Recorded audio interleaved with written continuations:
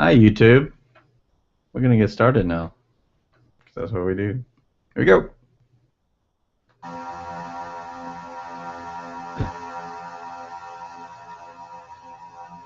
Your shirt. Take it off. What? Take off your shirt before I cut you out from under it.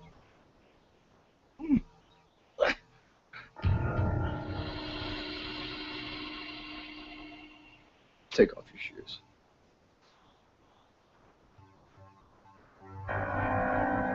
Take off your shoes!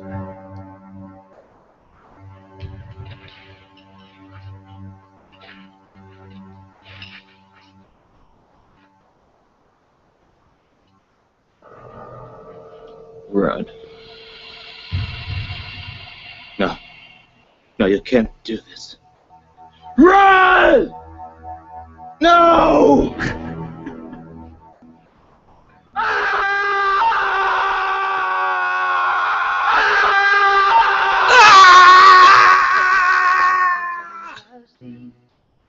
Welcome back to 80's Revisited, live here on YouTube, live here in person as well. Yeah. But you're probably, if you're listening to this podcast, it's not live, but it was live at one point. We'll do it live. It was live at one point. That's right. We're back after a short little break due to scheduling conflicts and me being out of town going on amazing adventures and such, but that's a story for another time. Today, it's about the deadliest of prey. Move over, John Matrix, John Rambo, John McClane. Who are those fuckers? Right. One name stands above them all. And this music personifies that person. It's his theme song. Of course, Mike Danton. Mike. I really hope you guys and girls had a chance to watch this on YouTube. The full movie is available on YouTube. Just search Deadly Prey full film. It will say 1988. But there's where a lot of confusion about this cultiest of cult movies comes in. Because, of course, we're on episode number 86. We're doing a movie from 86. This was made in 86, wasn't unfortunately released until 87, and the guy on YouTube says 88. So he's definitely wrong. But when we were researching movies to do for each year, Wikipedia had this one listed as a 1986 film, hence it's 86 and not next week. But regardless, we're talking, this is probably honestly the only, well, there's millions of podcasts, so maybe one or two other ones ever. So you're in for a treat. Your chances are greater of winning the lottery than hearing another podcast about deadly prey. So buy a ticket. So the chances are things that can only go up from here. Can I give him a little history? Oh yeah, please. History with Daniel.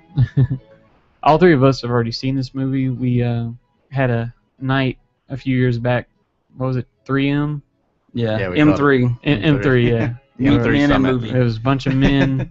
We went and eat. We went to Texas de Brazil. If you don't know what that is, it's called a churrascaria or something like that. Yeah, some C word. Yeah, basically chupacabra. It's a chupacabra. all kinds of meat you would like. So there's probably 10, 12 of us went and ate there. Then we went to Jesse's house at the time and watched this movie, which was it was a good memory. Like that was awesome. It was one of the greatest moments of all of our lives. So one of the kind of the rare things is we've all three seen this movie. And we all saw it for the first time. Yep. Yeah. At the first, that was literally the first time because it was actually Matt. I think was it Matt? Yeah. They kind of stumbled upon like a clip from the movie. Right. And then shared it and like immediately we're like, we have to see this movie. And it was like a virus that spread and took over us, and we got the movie, and this is literally a life-changing movie. Like, we've done the greats on this show. We've done Blade Runner. We've done The Shining. We've done Ghostbusters, Willow. We've done some of the greatest movies, not just of the 80s, but of all time. But this episode is literally, I think it's safe to say, this is the greatest movie ever made. There's action. Episode 85, there's drama. So. Honestly, we shouldn't even do any more after this because it's like, we're dropping the mic on this. This is Deadly Prey. Pipe bomb. Pretty much. But theatrically, it actually released November 2nd, 1987 on video. Well, I said theatrically, but that was the earliest date I had of an actual release. And in parentheses, it said video because there's, you're about to see from the facts I'm about to give, there's not much about this movie because it's literally one of those movies that you would go to your video store back in the day and you would just see it in the action section. You never would have heard of it before. A direct-to-video, or You would probably see it in the action section at 1 and 5. yeah, like not, Rental places, yeah, exactly. Yeah. This wasn't one that was widely distributed. Never. I mean, I assume it might have come on television at some point. Maybe in TBS at 1 a.m. or something, or an episode of Up All Night. But this is not a movie that probably not a movie you wouldn't have seen unless accident, I guess, or the magic of YouTube, which is how we found it. But so again, I'm telling you right now, if you have not seen this, the whole movie's on YouTube. It's an hour and 28 minutes of 100% awesomeness. You will not regret spending that much of your time watching it. In fact, you'll probably watch it again immediately after it's over because it's that good. But anyway, surprisingly, IMDb 6.0. Which is pretty high for this kind of movie. 6, right? Yeah, out of 2. Out of 2, nice. Rotten Tomatoes. I wouldn't have thought that. Me either. I was expecting 3, something like that. Rotten Tomatoes, no critic scores. However, 64% of the audience loved it.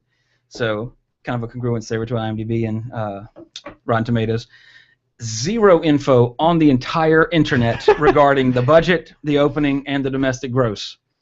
This movie is like trying to find Mike Danton in the woods. Trying to find info in this movie is like trying to find Mike Danton in the woods. It has to find you and murder you brutally by slinging a 200-pound tree branch into your face or cutting your arm before scalping you. Using you and throwing you into a tree trunk. I'd guess around a $40 million budget. At least. At least. Actually, this is a snuff film. To pay it's all actors real. like that? I mean, come on. Oh yeah. It's just all real. Okay. Feels real. I mean, the realism. I mean, more so than any even the latest Rambo. Going for Private Ryan. That gritty realism Spielberg and Stallone were going for. Don't compare to this. It's flawless. I mean, you got a Roddy Piper wannabe for your villain, one of your villains. It's an amazing film. But written and directed by David Pryor, whose other works include Raw Justice, Killer Workout, and the 2013 sequel to this movie, Deadliest Prey. Oh. In the lead as the greatest action hero of all time, Mike Danton, Ted Pryor, the brother of the writer and director David Pryor. He was also in Born Killer, Sledgehammer, and reprised his role in Deadliest Prey.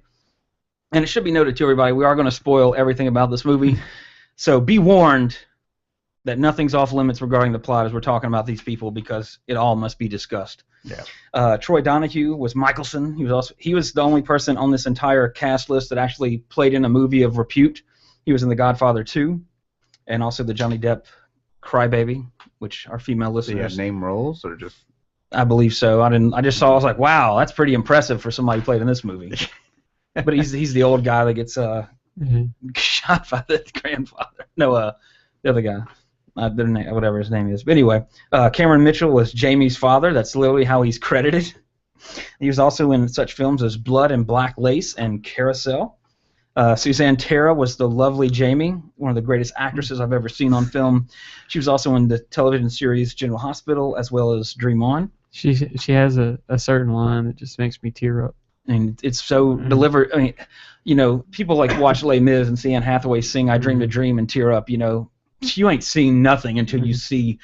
You'll know the line. Suzanne Terra in this movie because it would make Mike Danton cry. We kind of does cry several times in this movie, so that's kind of a bad analogy. Because real men cry. I mean, that's the depth of this character. He will rip your own arm off and beat you to death with it, but things make him sad. He cries at Beauty and the Beast. Yeah, it's sad when you think Beast is dead after that rose petal falls. Not that I cried, but Fritz Matthews as Thornton. He was also in Born Killer and Operation Warzone, and he reprised his role in Deadliest Prey, the sequel.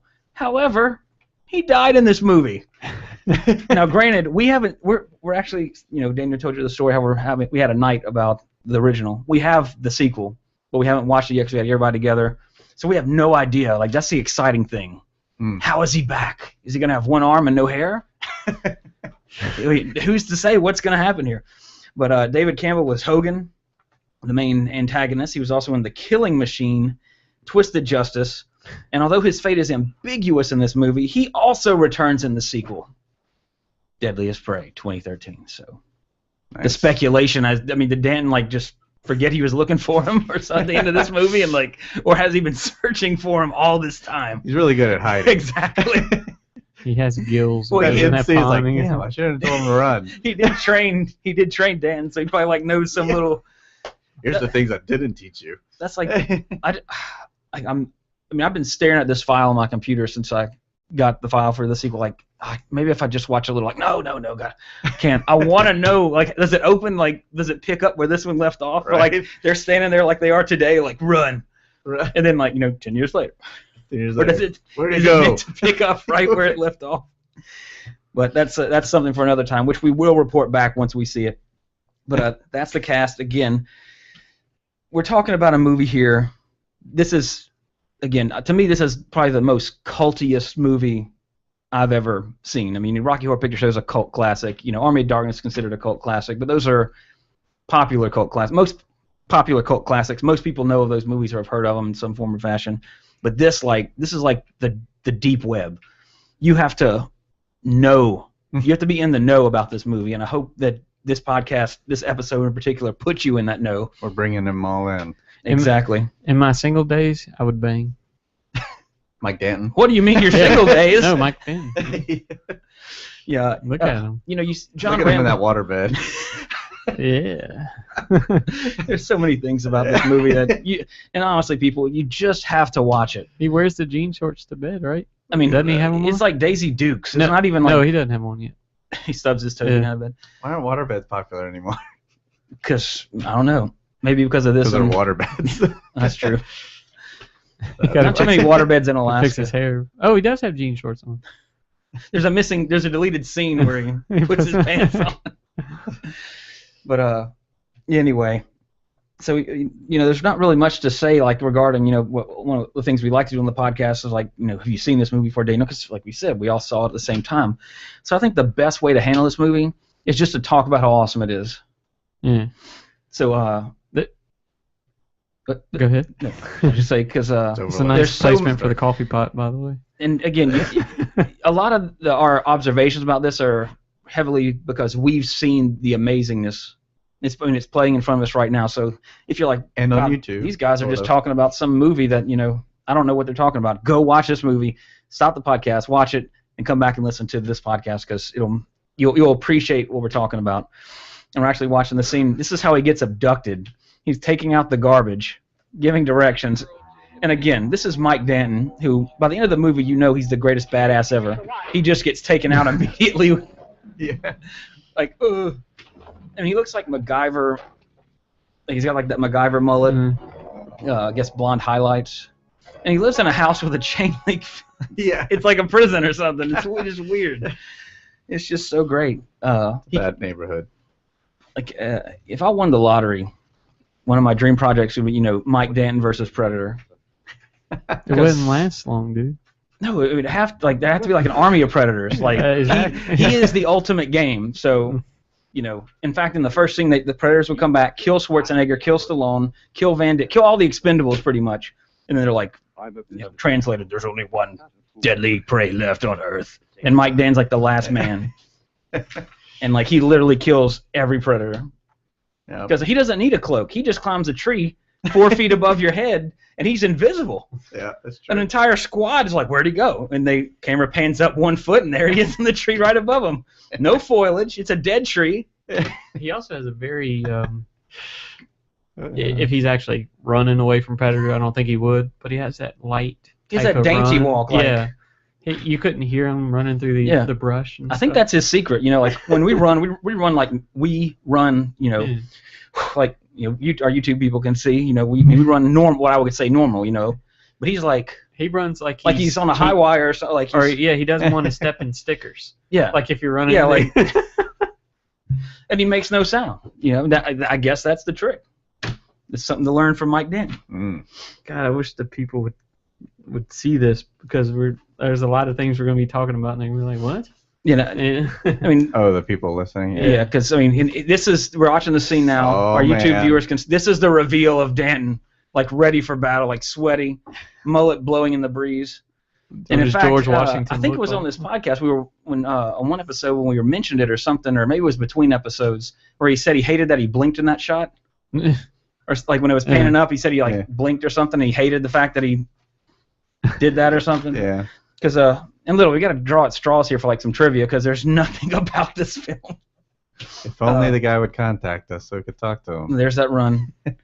And it's funny because, of course, I just got back from California last week, but this was filmed in Riverside, California, which I was in Riverside, California. Didn't know until actually today when I was prepping my notes for the show. Bummer. I was like, damn, I probably could have found the woods. And just like, this is, there's probably a house there now or some shit. Because again, this was in the late sacred ground. In the late 80s. It's actually exactly what it is in the movie. It has a big chain link fence around it. I walk in, there's like pick up your shoes. I'm just looking. What are you doing? Run.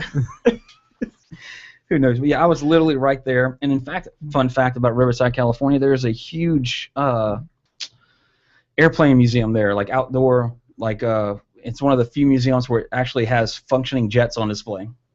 So there's a fun fact for you. And that's all I got about Riverside, California. But it now has a new level of intrigue for me that this is where it was filmed. And honestly, it's basically Mecca. It's a Mecca for action movie fans. Some people go to the Michael Myers. There's the log shot. He just takes. I mean, okay, at the beginning of Commando. Well, you've seen Commando, Daniel. Like the opening shot. I believe it's the opening shot where he's carrying the log. Yeah. Or when you're introduced to him, I should say. I don't think it's the opening shot, but Schwarzenegger is carrying a tree trunk. One-handed on his shoulder. Mike Danton just swung something as big as that into this dude's face. Good aim too. And stealth, like the dude didn't even hear him. He's carrying that through the woods and just jumps down. Fatality. And look at this. Oh, this is amazing. Just picks him up and breaks his back on the tree. Again, that's the best. Guys and gals, you have to watch this movie. Your life. Look, if you're contemplating suicide, if you're at a low point in your life, or if you just got married and had a kid and won the lottery, regardless, either of those extremes, you should be watching this movie right now. So if there's a guy in Mississippi about to jump off, he's like, you're like, here, watch this on YouTube real quick. Somebody with their phone, like, hey, watch this. He's like laughing. He lets go of the rail by accident. He's so quiet about everything too, and ninja in his approach. And look at the camouflage. Like the two branches on his chest. And if you give me the right answers, I might let you live. Do you understand?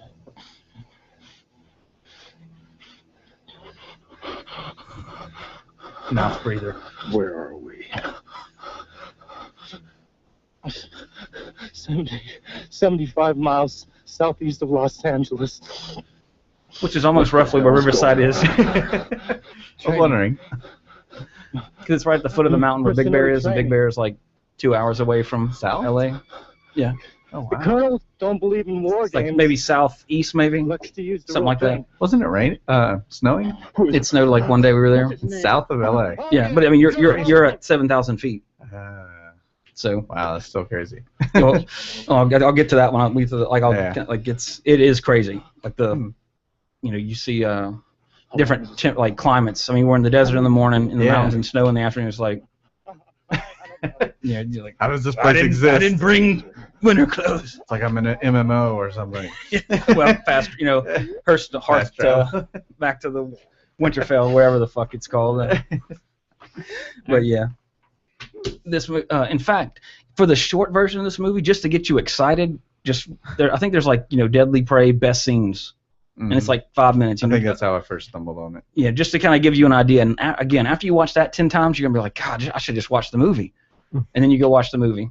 And look, I mean, honestly, this movie is so great. That night we all watched it, we then watched it pretty much again in slow motion.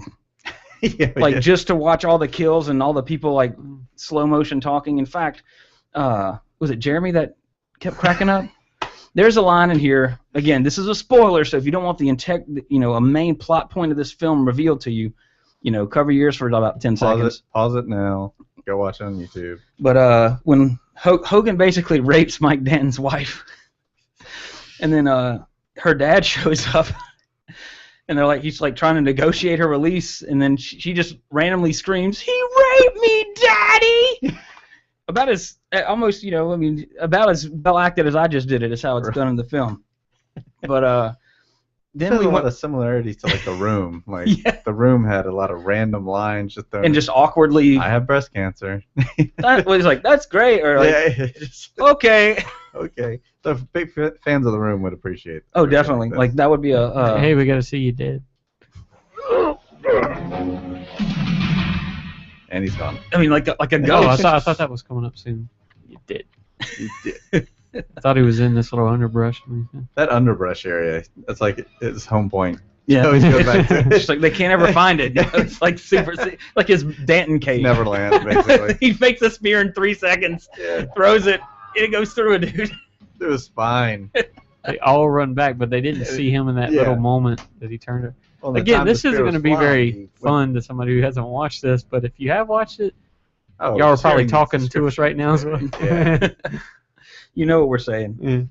But here's a little bit of trivia that I could. You found some? Well, I had to kind of make it, not make it up, but I had to I won't talk about this in the movie, but I'll say it's quote unquote trivia. One of which that was filmed in Riverside, California. So that's the first tidbit. But this basic story of hunting man, of course, the title Deadly Prey. Turn it up real quick. Hold on, I gotta hear it. You did it. Glad he lets him know about it before he actually stabs him. And it's so great because he catches them so unaware they can't even scream. It's just like, and then he'll say his line and kill him. Like he's so terrifying and exudes such manliness that it just leaves commandos speechless. It's incredible. It's the greatest movie ever made. But again, this kind of concept of a story all kind of relates back to Richard Connell's Most Dangerous Game, which is also supposedly one of the books that inspired the Zodiac Killer, because he quoted it in one of his famous letters. But some of the other movies in this vein, of course, you got Rambo 2, basically, or even the first Blood. Although they're not hunting him directly, they're trying to find him. But also the Van Damme classic Hard Target, basically the same thing. Also the Ice-T not so classic Surviving the Game, although Rutger Hauer is in it. And then of course, the Schwarzenegger classic Running Man with a futuristic take on hunting man. So this premise is a very overused, well-known plot device. The Pest.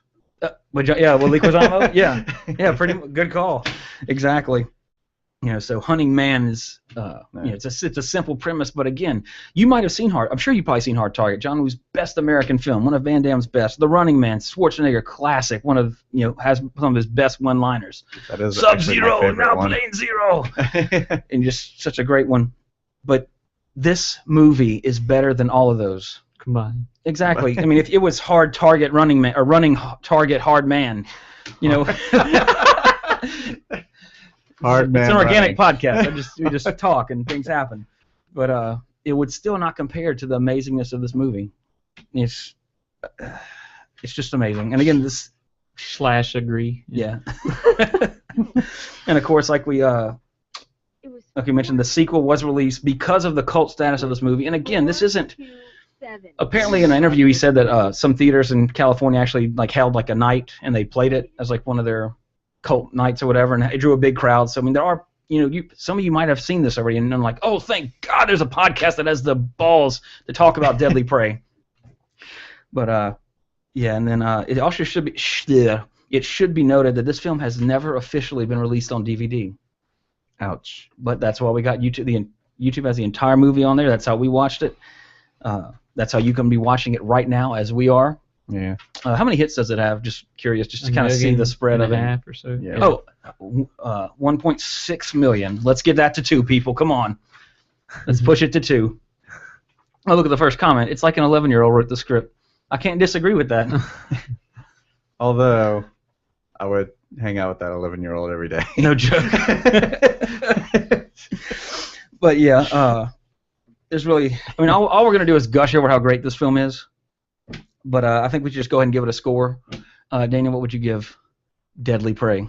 If you had to give it a number, I mean, you can give it a letter. It's like A for awesome.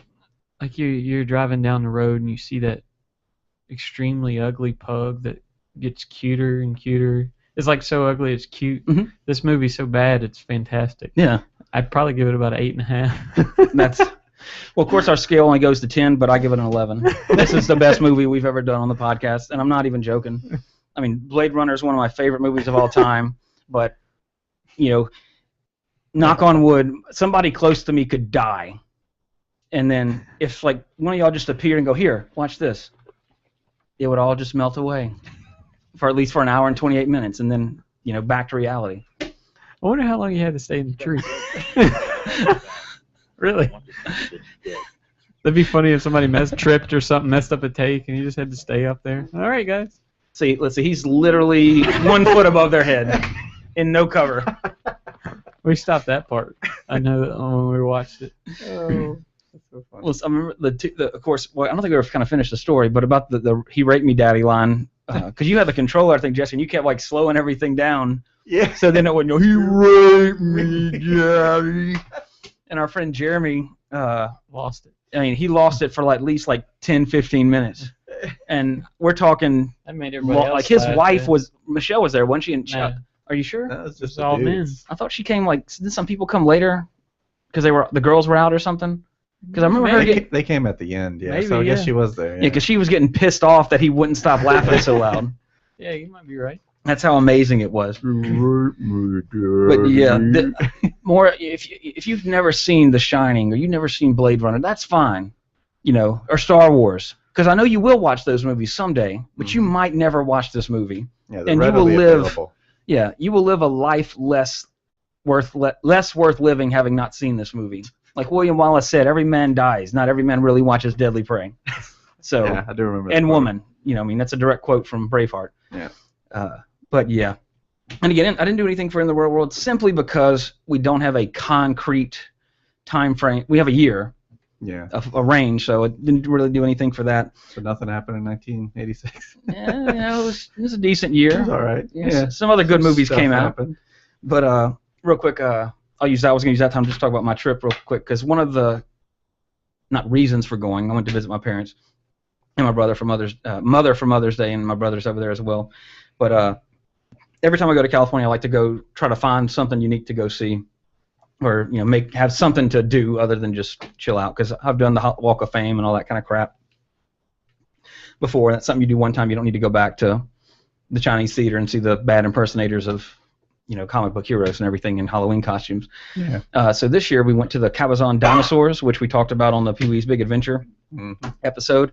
Posted a few pics on the Facebook page, as well as I haven't done on my personal page yet, but they're not as big as like they seem in the movie. To me, like, you know, they just seem like, I mean, they're big. They're like 3 stories tall, I want to say, is the T-Rex.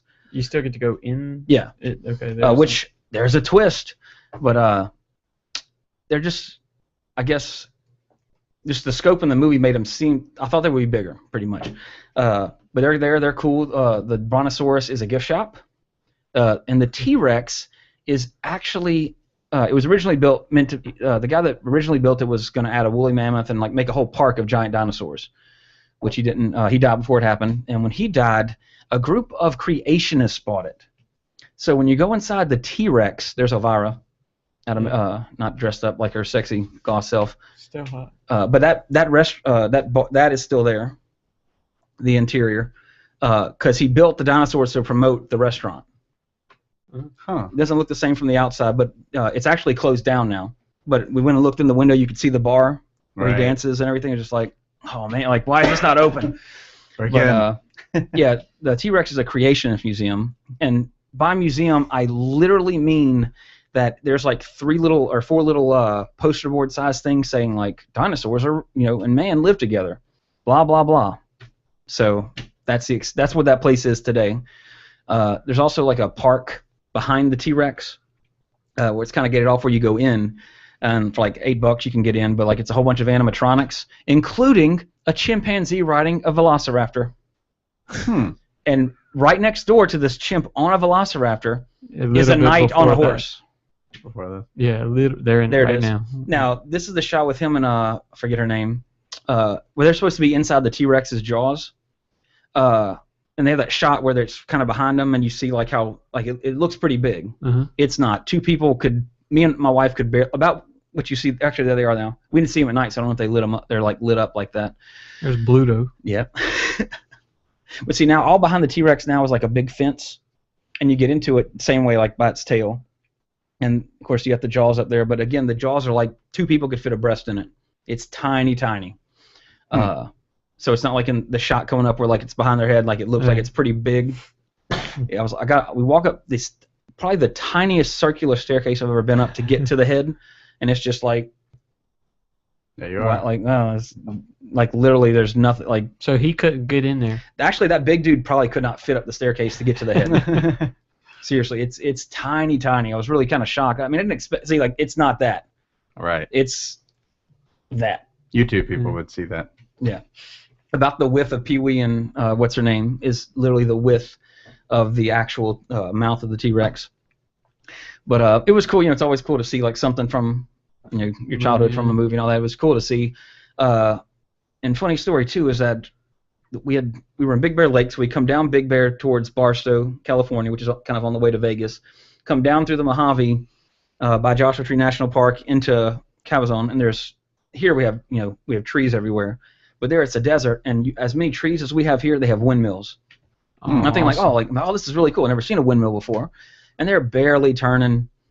I'm like, cool. I guess some of them are broken, some of them are turning, some of them aren't, but they're not like spinning like a fan blade or anything. I mean, just slow. Like, oh, and there must be a breeze blowing. We get out of the car for the dinosaurs and nearly got blown over by the wind. Yeah. It was like stepping into a Creed video. It was just, I mean, we were like. You wish you had your hair then. So we literally at the dinosaurs, there's a wall like kind of around them, like where you kind of walk in like kind of set up like a park, if that makes any kind of sense. Yeah, that's all a set. That's not inside the dinosaur at all. Yeah. But I mean, it was incredibly windy. That sign is not there, but that is kind of like, it is a museum, but again, now it's a creationist museum, and all that like kind of behind it. Nowadays, there's like windmills up on those mountains and. Why did Stuff he like that. decide to wait until morning before Because he can fit. Yeah, That's yeah, probably there you go. it. He probably like. He was gonna Such a like great scene. if they only spend like 30 minutes up there, I won't do anything to them because they can't be doing that much, And actually, where that camera is, or actually where this camera is right here, there's a Burger King now. Oh, is that close? Mhm. Wow. Damn. I mean, it's literally off the interstate. Like it's meant to be a roadside attraction. Yeah. Huh. But it's all still there, just like you see. I mean, it's just a little more modernized now. I'm not sure if this was shot on the same location or maybe it was, because nowadays it's much different. The interstate runs right in front of it. You got a gas station, Railroad the track? diner. Did you see a railroad track? I didn't pay attention. I didn't notice one. Probably wasn't in the area then. Actually, no, wait, there was, because there was to the left of the interstate. When we got back on the interstate, the on-ramp went over railroad tracks. So that probably was done in proximity in that same area. Because again, this is only about 40 minutes outside of Los Angeles. And later that day, we went to the Joshua Tree National Park, and I was telling the ranger like, "Oh yeah, we got out at Cabazon, and the wind nearly blew us over." And he's like, "Oh yeah, like because that whole valley is between the peaks, like the two, like that's kind of like the opening in the mountain range." And he said like from 11 a.m. to midnight, the wind through there is like hurricane force. And he said then at like 2 in the morning, there's nothing, and then it starts again in the morning. He said, so it's really cool. But yeah, so anybody listening in that area, if you didn't know about it, the Cabazon dinosaurs are right there, right outside of Los Angeles. It's right off Interstate 10. In fact, if leaving Jesse's house, we just get on Interstate 10 and Stay on drove for about Interstate 10. 36 hours. We get there. Yeah. So it's really easy to find. In fact, if you're going anywhere near that area, I think it's worth like an hour drive to get to it, just to kind of take your picture in front of it and check it out. I wouldn't, unless you really want to. It's $8, like $7.95 to get into the museum, quote unquote. I wouldn't say it's necessarily worth walking inside the T-Rex. Yeah, that's exactly what we saw. I mean, it's just windmills as far as you could see. But definitely you can go. I mean, the area like the gift shop is free. You just have to pay basically to go into the park behind the T-Rex and walk up the T-Rex. Which honestly you can skip it because it's not like the movie. It's like you could sit there and watch chill out for a bit. It's nothing. You go there, take a picture, you're done. But definitely worth seeing if you're in the area. So I would definitely recommend it.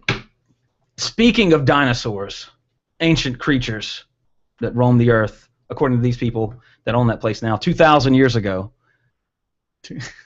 Seriously. But I was honestly excited going in because I was hoping there'd be like giant murals of like people with dinosaurs, something just ridiculous but like cool at the same time, you know what I'm saying? Like Jesus and a dinosaur. Yeah, like because he does say in the Bible he must tend to his other flock, so maybe he's in America with Native Americans and dinosaurs. Yeah. The lost book of the Bible. Makes sense. I mean, it's kind of logical. I mean, but anyway, of course, last Friday saw the return of the king of the monsters, the one, the only Gojira, which both me and Daniel have seen. Daniel, this was the first movie you saw in a theater in quite a while, I believe, correct? Now let me ask you this, because I know you, if I remember correctly, you like the '98 one, or you enjoy it. No, because we talked about it before. I'll watch it just because of the special effects. Yeah, I can't stand the acting and all. I'm just want to get my facts right before I said something. It's like Twister. I like to watch Twister. Speaking of that came on Showtime over the weekend, and I had stuff to do. I was like, I'm gonna go play Final Fantasy. I gotta mow the grass. Blah blah blah. I saw Bill Paxton. I was like, no. Must watch. It can all wait. I haven't seen Twister since I had it on VHS. Oh wow! Like, I mean, I haven't seen it in forever, but it's one of those like I'm still watching, just remembering like every quote. I mean, it's so bad, but it's no Deadly Prey. It's like Con Air. Con Air's a bad movie. I'll watch it. Well, no. Con Air is like there's Deadly Prey and then there's Con Air. Con Air's a bad movie, but it's awesome. It is, but I mean, it's Twister. You got Bill Paxton, and just the lunacy of what's happening. We got cows. Oh, God. Yeah, Star from the Lost Boys. Jamie Gertz. Yeah. Who's not so very pretty in that. It's that hair. Just like that the hair. Late 90s businesswoman haircut. I don't know, whatever you call it. Like, she should have long hair like she did in Lost Boys because she looked good in that. Yeah. She had that comedy. I think it was called Still Standing. Oh, yeah. She was pretty in it. Yeah. I forgot that dude's name. That's not the same dude for that Mike and Molly show, is it? I don't think no, is it the dude that played Robert Baratheon? Oh, you don't watch Game of Thrones. I watched the first season, but I don't remember. Well, yeah, King Robert, the one that got killed by the boar. Who are we talking about? Jamie Gertz was in a television show. Still Standing. Oh, we're talking about this. I think it was that dude. Mark Addy. Yeah, that is him, Robert Baratheon. Basically, a pre-King of Queens. King of Queens was the show, right? Yeah. He was the first season again. And he got killed. Yeah. Lots changed since then if you ain't watched it since the first season. Oh, yeah, I remember that show. Yeah, I think Jamie Gertz is pretty. No, I think she is pretty too, but not in Twister. Like No, not in Twister. I mean, I hate Helen Hunt, but like, if I was Bill Paxton, based on how they look in that movie, stick with Helen Hunt. God, like Twister's it's so like you said, it's just enjoyable. It's like Con Air, but Con Air's better. Yeah, Con Air's better. Like I would actually buy Con Air to have. Like if they said like it's never, it's not gonna be on TV, you have to buy it. Like okay, done. Mm-hmm. Twister, you're not gonna be able to see it again. It's okay. But got sidetracked with the Twister. What am I talking about? Oh God, it's Gojira. But he's here, ladies and gentlemen, in the studio. I'll put some shock into people on the radios. Probably just caused several accidents. Some poor Asian listener. Oh no! He's back. But because I know you were very excited about this movie, Daniel. About it coming out. Were you excited because you like Godzilla, or just because of the teaser trailer, or? I like Godzilla. I like a big monster wrecking shit. Mm-hmm. So you like Cloverfield? Yeah. Mm-hmm. I have Cloverfield. Have you seen any of the other Godzilla movies aside from '98? I've seen a few back when I was a little kid. I couldn't tell you a ton about. Well, of course. I mean, there's literally nearly 30 Godzilla movies. So I remember one where this chick threw like a orange into his mouth. It was a Japanese lady. I guess she was mean. But anyway, like as soon as she threw it, you could see the little special effects. I think I'm not an expert, but I think that's Son of Godzilla. Yeah. But I think you're right. But anyway, no spoil. We'll say a spoiler before. Or are you familiar with the plot of the new one at all, Jesse? You have any? No. I got spoiled a little bit before I even watched it. Yeah. So I knew that little change, but you could kind of see that coming. Yeah. If you didn't watch it, you could see it coming kind of early on. But honestly, thanks to Superstation TBS, because several summers they would play, like they would have Godzilla marathons, and that was my education into the character. I've always been a big Godzilla, not a big Godzilla fan, but I always liked Godzilla movies. I think there's like 20. I think this new one is like the 29th or the 28th movie starring Godzilla. I know it's somewhere in that ballpark, but I've probably seen at least 20 of them, as far as I know. Up until this current one, my favorite one was Godzilla Final Wars, which was actually done by one of the more prolific modern Japanese directors, I can't, some with an R, but he directed Versus and I believe Battle Royale. But Godzilla Final Wars pretty much, it's Godzilla against every single other monster he ever fought. Of course, Mothra teams up and helps him. We're watching him fight Mothra right now. Like, no, get away, Mothra. But that was probably my favorite up until, aside from the original black and white one, the Gojira, not necessarily Godzilla at that point. But this one absolutely blew me away how awesome it was. I thought it's by far the best Godzilla movie in my opinion. Daniel, your thoughts? I enjoyed it. Bye-bye, Mothra. For what I expected, it was fantastic. Like, I didn't expect Cranston to be so awesome. Like, I've never seen Breaking Bad. Yeah. God dang, man! That scene, like, he wasn't in it. He wasn't in it too long, but this is gonna be a spoiler review. When are you definitely going to watch? Oh yeah. Yeah, you might not. I mean, it'll probably be this week. I'll see it. We'll holler back at you. Okay. I don't want to ruin anything for you. But and I'm sitting here watching the movie. It wasn't until the credits came up that I realized the main dude was Kick-Ass.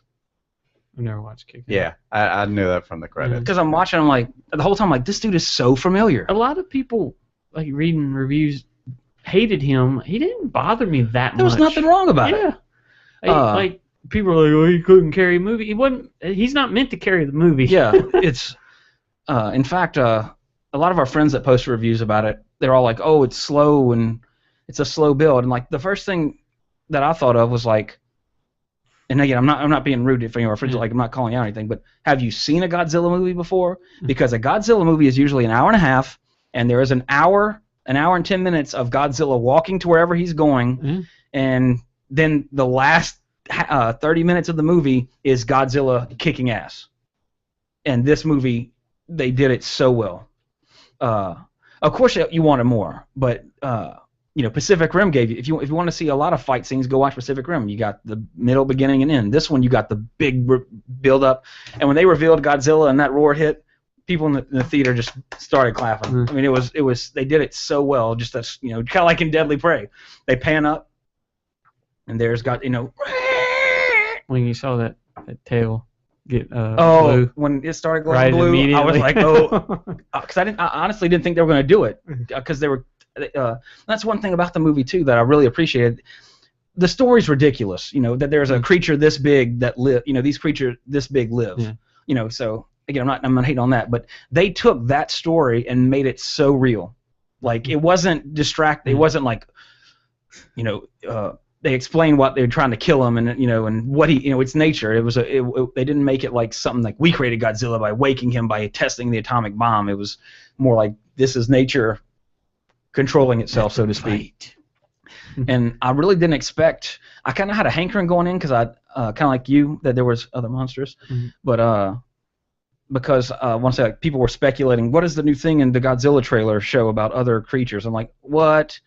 Which don't put that in. I watched that. It's a little scene right at the fight, and then it shows the Muto flying over. I'm like, well, that immediately said, well, he's a good guy. Yeah, which I'm honestly glad they did, because Godzilla was a bad guy in one movie. Well, he was a bad guy in the original, in the '98 remake, and the Godzilla '85. Well, there's that meme that says, if you watch Godzilla backwards, it's about a benevolent dinosaur that comes and rebuilds Tokyo and then moonwalks into the sea. If you watch it backwards. There's a few things that are kind of a little bit cheesy to me.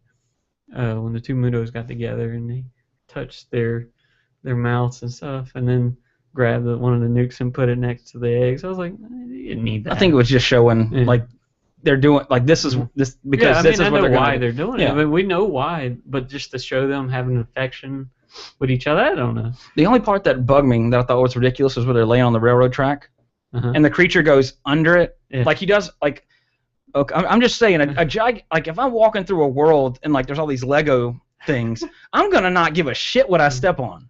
Also, the safe where the nuclear.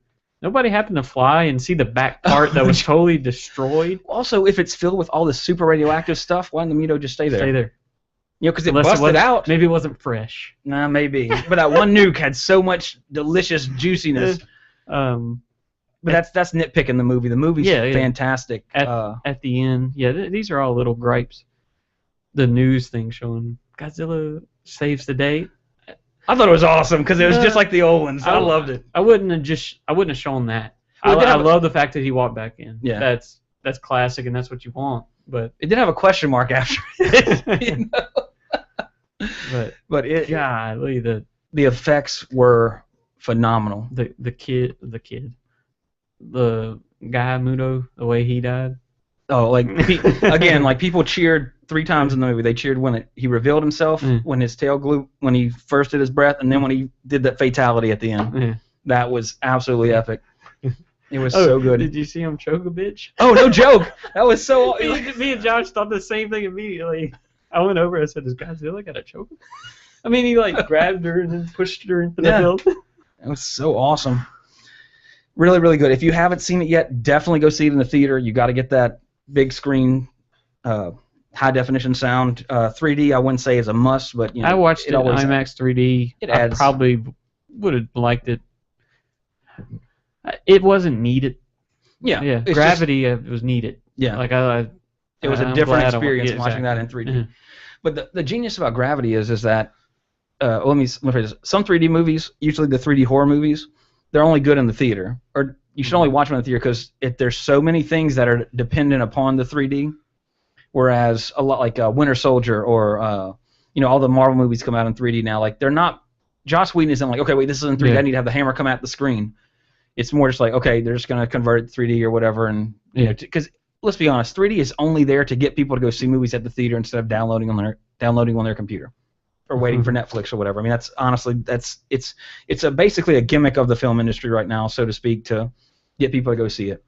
And in a case of Gravity, phenomenal. Godzilla, Winter Soldier, I think Days of Future Past might even have like a 3D showing. I'm not sure. I will be. Andrea wants to see that. So you don't. I have a bad feeling about this. You don't like it? Oh, I love Hugh Jackman, and I love First Class and like the last, the First Class movie. But I think Future Past is gonna. It just seems like there's too much going on in it. I gotcha. To me, which we'll find out this Friday. Yeah. So I can't see. I'm gonna try to see it next weekend. Cool, but go see Godzilla. It's phenomenal. It's just it's like it reminds me of Independence Day, but not because it's a good movie. Independence Day is a good bad movie to me, but in that it's a perfect summer movie. Like it's just it's fun, it's entertaining, good to look at, well acted, and again, don't go into it expecting it to be 2 hours of Godzilla fighting shit because that's not a Godzilla movie. Godzilla is a supporting actor in this movie. Yeah, he is in every movie. He comes in the end and saves the day. It's like a Superman. It's like never mind. I can't think of a good one that makes sense. Because the best analogy is it's a Godzilla movie. It's not the '98 one where they show Godzilla all the time and they have a whole bunch of little babies pop out for it's stupid Lubu reason. and Dynasty Warriors. There you go. I mean, half the match, he's going to come in the end and just kill everybody for you. That's a good example. Great. Godzilla is Lubu. There you go. Great reference. But yeah, that should get you caught up on that. But then also, I just want to talk briefly about Amazing Spider-Man 2. Because, of course, we've been away for a while, so there's a lot happening. Are you spoiling this? Yeah. If you're talking to yourself. Okay, well, no, I won't spoil it. Okay, basically, the first one I think I've said. I haven't even seen the first one. Oh, so. Well, the first one, the first time I saw Amazing Spider-Man, I didn't like it. I didn't hate it, but I was just like, eh. But then they play it on Showtime all the time. Stars. So I've seen it about 4 or 5 times now, now. And upon watching it a couple of times, I really, really like it. It's like that chick with the good personality. Yeah, when she gets prettier. The more I talk to her. Same thing with Amazing Spider-Man 1. Part 2 sucks. I like the way you said it. Sucks. I mean, honestly, like, I will never watch it again. Damn. And let me rephrase that. I might watch it one more time just to make sure I'm not hating it. But this is a 2.5-hour movie that should have been called The Amazing Peter Parker. And I'm not going to spoil anything. If you've read any of the comics involving these characters, you know what's going to happen. Just give me a percentage of how much Spider-Man is in this movie as Okay, Spider-Man. Let's say the movie's 2.5 hours. You see Spider-Man maybe 20 minutes. Damn. There you go. There's an opening, 3-minute fight scene. Then there is a middle scene when Electro, kind of like you see in the trailer, where you like in Times Square, and then there's the end. And that's all you see of Spider-Man. The other, of course, you might see him in the suit just talking, but as far as action, this should have been 2 movies, and they should have thrown in some stuff going on. Our next movie should have been 2 movies. Yeah, well, it basically was in a sense. I mean, you know what I'm gonna say about that movie. But yeah, Amazing Spider-Man. If it's worth seeing once just to see, because this movie it reminds me of Batman Forever. In fact, this is Spider-Man Forever, or Peter Parker Forever, if you will, because you got Jamie Foxx, who's, I think, wasted. He's great as Electro, but if you've seen the trailer, he's like he's like Jim Carrey from Batman Forever. Oh, Spider-Man, I'm your biggest fan. And then, oh, wait, okay, he's Electro, it's no spoiler, but here's how he turns into Electro. He's fixing this thing, and it shocks him, and the shock then knocks him into a vat of electric eels. And that's how he becomes Electro. Now, granted, that's not far-fetched from a dude getting bit by a radioactive spider, but it's too complex for what it's doing to me. It made me think of Batman Forever the whole time. And then probably the worst thing this movie does is in the last 10 minutes, the Green Goblin shows up. Literally the last 10 minutes. There's just too much going on in this film, and it spends most of its time talking about just Peter and Gwen just talking like, I love you, I don't love you, I can't be with you, blah, blah, blah, blah, blah. And then it ends. Now, and here's my truly biggest complaint with this movie. If you've seen the trailer, where it shows him swinging the manhole, fighting Rhino, and dodging Electro's blasts, you've literally seen every fight scene in the movie. Excuse me, except the opening one. In fact, just so you don't get not disappointed, Rhino shows up in the last 2 minutes of the movie. Like, it's because I'm watching the movie, I'm like, is this not even in the film? And it is at the last second, like for no reason. But anyway, and not to mention the biggest, not the biggest, the dumbest post-credits thing ever. 2 things. One, halfway through the credits, they show a scene from Days of Future Past. Has nothing to do with Spider-Man. And then the second quote-unquote end scene, our YouTube users can see me doing air quotes like Dr. Evil, you have to take your phone out and Shazam the song that's playing to unlock an extended credit sequence. I hope that's not a new thing coming. It's fucking retarded. And I watched it, and I didn't notice anything different. All it does, the post-credit scenes are like showing schematics of things. Excuse me, the ending credits, I should say. So like they show like Green Goblin's glider, they show Rhino's horn, they show the Doc Ock arms, they show the vulture wings, which you see in the movie, and then they show because of course the next one they're set up the Sinister Six. The next thing they show is Kraven the Hunter's logo, and then they show like a Phantom of the Opera type mask, which everybody's assuming it's Black Cat because there's a character named Felicia in Amazing Spider-Man 2. But anyway, if you're going to the movies this weekend, yeah, even this weekend, we can't speak on Days of Future Past. I don't know about it, but go. I think we can both agree that your best bet is to go see Godzilla.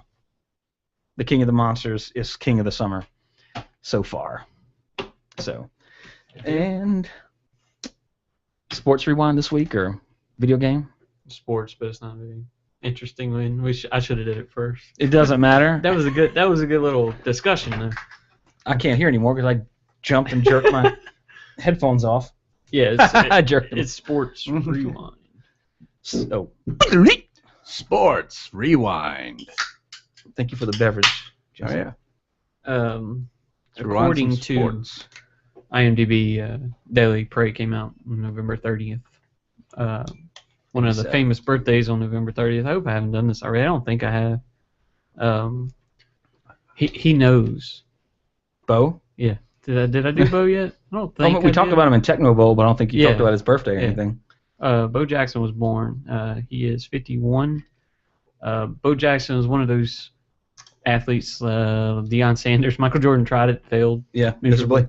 who was very good at two sports. If you're able to be a professional baseball player and Professional football player. that's pretty damn good, and that shows your athleticism.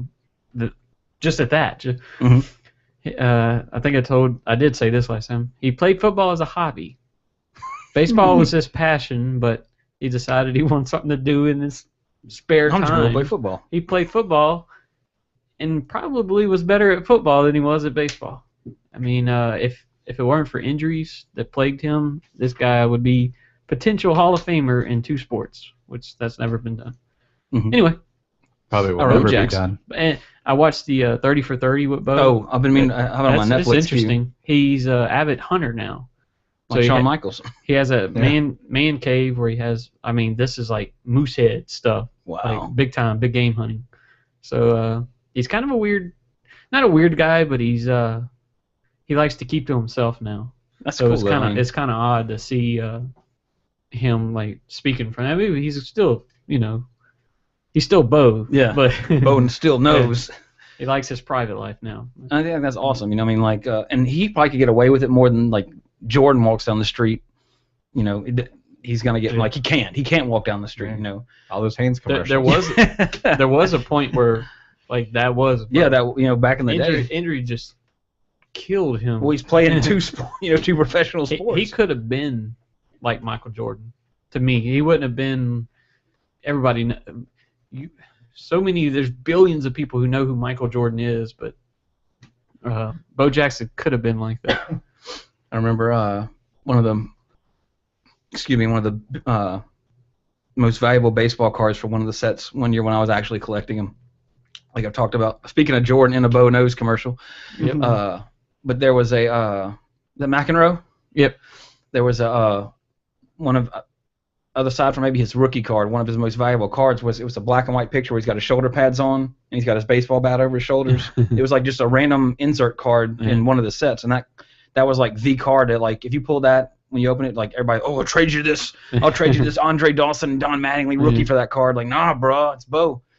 I remember that more than anything. Just that, like, I never had it. Friends had it. I was like, wow, like, cool, bro. You got the card. That's honestly the biggest thing I remember about Bo Jackson. I had his second year card. I never had his rookie card. Oh, man. So Doesn't Russell Wilson play baseball too? He went to spring training with the. Oh, He would never. Yeah, he would never make the team. I don't think he wants to actively play in the MLB. I may be wrong, but I don't see how you could be good at football and then want to play baseball.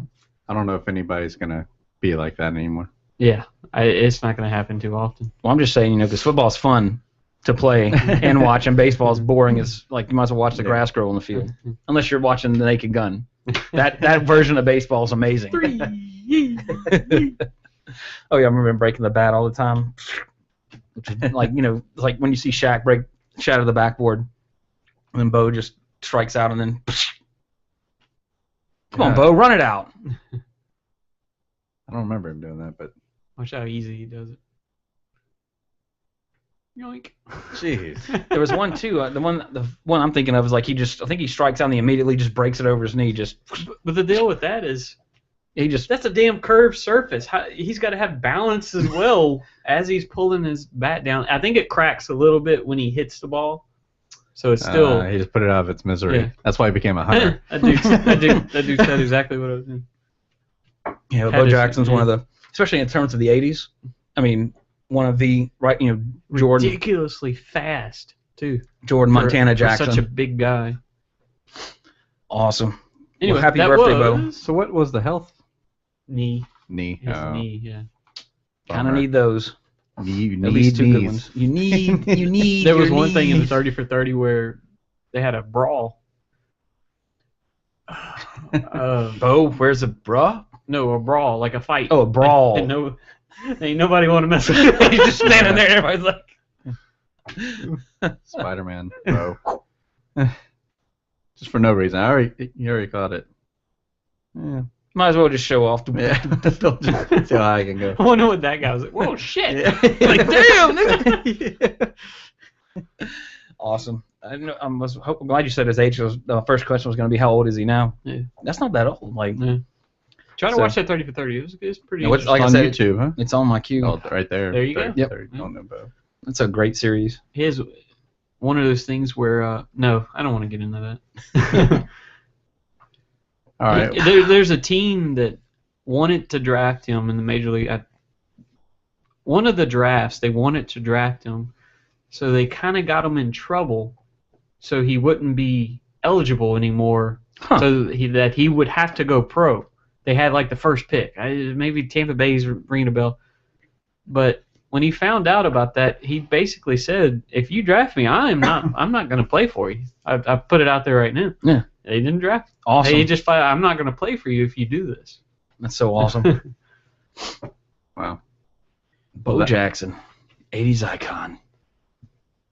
All right, that was Sports Rewind.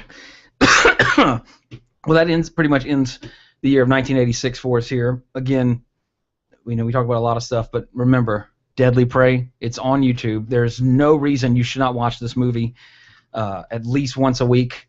I'll settle that you at least watch it once, just so you can understand the incredibleness of this film. And I'm just kind of talking right now because I'm trying to get to an email we had so I can cover that, because I didn't think to print it out before I got here. But don't forget, everybody, actually I found it right here. I'll get it ready. But anyway, we're not the only podcast on the Awesome Podcast Network. Of course, Geekly Dose is back on, seems like about a bi-weekly. Yeah, Kinda they'll be schedule. back in here pretty soon, too. throw. Got him, too, from what, left field? Or he was center, wasn't He was a center towards the right field when he threw it. Yeah, we're still watching Bo Jackson. he? He's just, Bo knows, man. I mean, he's great. But, of course, there's Geekly Dose, which Tim Bridgewater's back with Caitlin. Caitlin Franks. Caitlin Franks, yeah. In fact, like I briefly mentioned, Amazing Spider-Man 2, they go into a really in-depth review of it on the latest episode. So after you've seen it, they do a spoiler and a spoiler-free one, so check that out. There's also the old episodes of Duo Attack, the Jesse Sedgley podcast, Why Don't You Know This? And Republic City Report with Tim Bridgewater as well. Again, that'll probably kick back up when that new season of Legend of Korra starts, because that's what that podcast is about. And then next week, everybody, we go 1 year into the future, 80s terms, into 1987. A very, very good year for me, because I turned 7.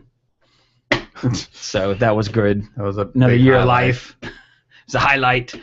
But next week, we're going to be talking about one of the true classics and probably the second best Stanley Kubrick film in the form of Full Metal Jacket. This movie that made a household name of one R. Lee Ermey and made you never want to go to boot camp. To me, it'd be a double-edged sword. I would get a drill instructor that's that entertaining, but then I don't want to have a Gomer Pyle in my platoon. So, speaking of platoon, they were competing movies that year. Platoon came out in '86. Full Metal Jacket was in '87. And a quick fun fact, preview for next episode: a lot of people believe that Full Metal Jacket didn't get the respect, so to speak, that it deserved because it followed Platoon's win for Best Picture. And again, around that time period, you had a ton. That was the Vietnam era of movies, like kind of like you had World War II shooters for like years. And that's all people would make.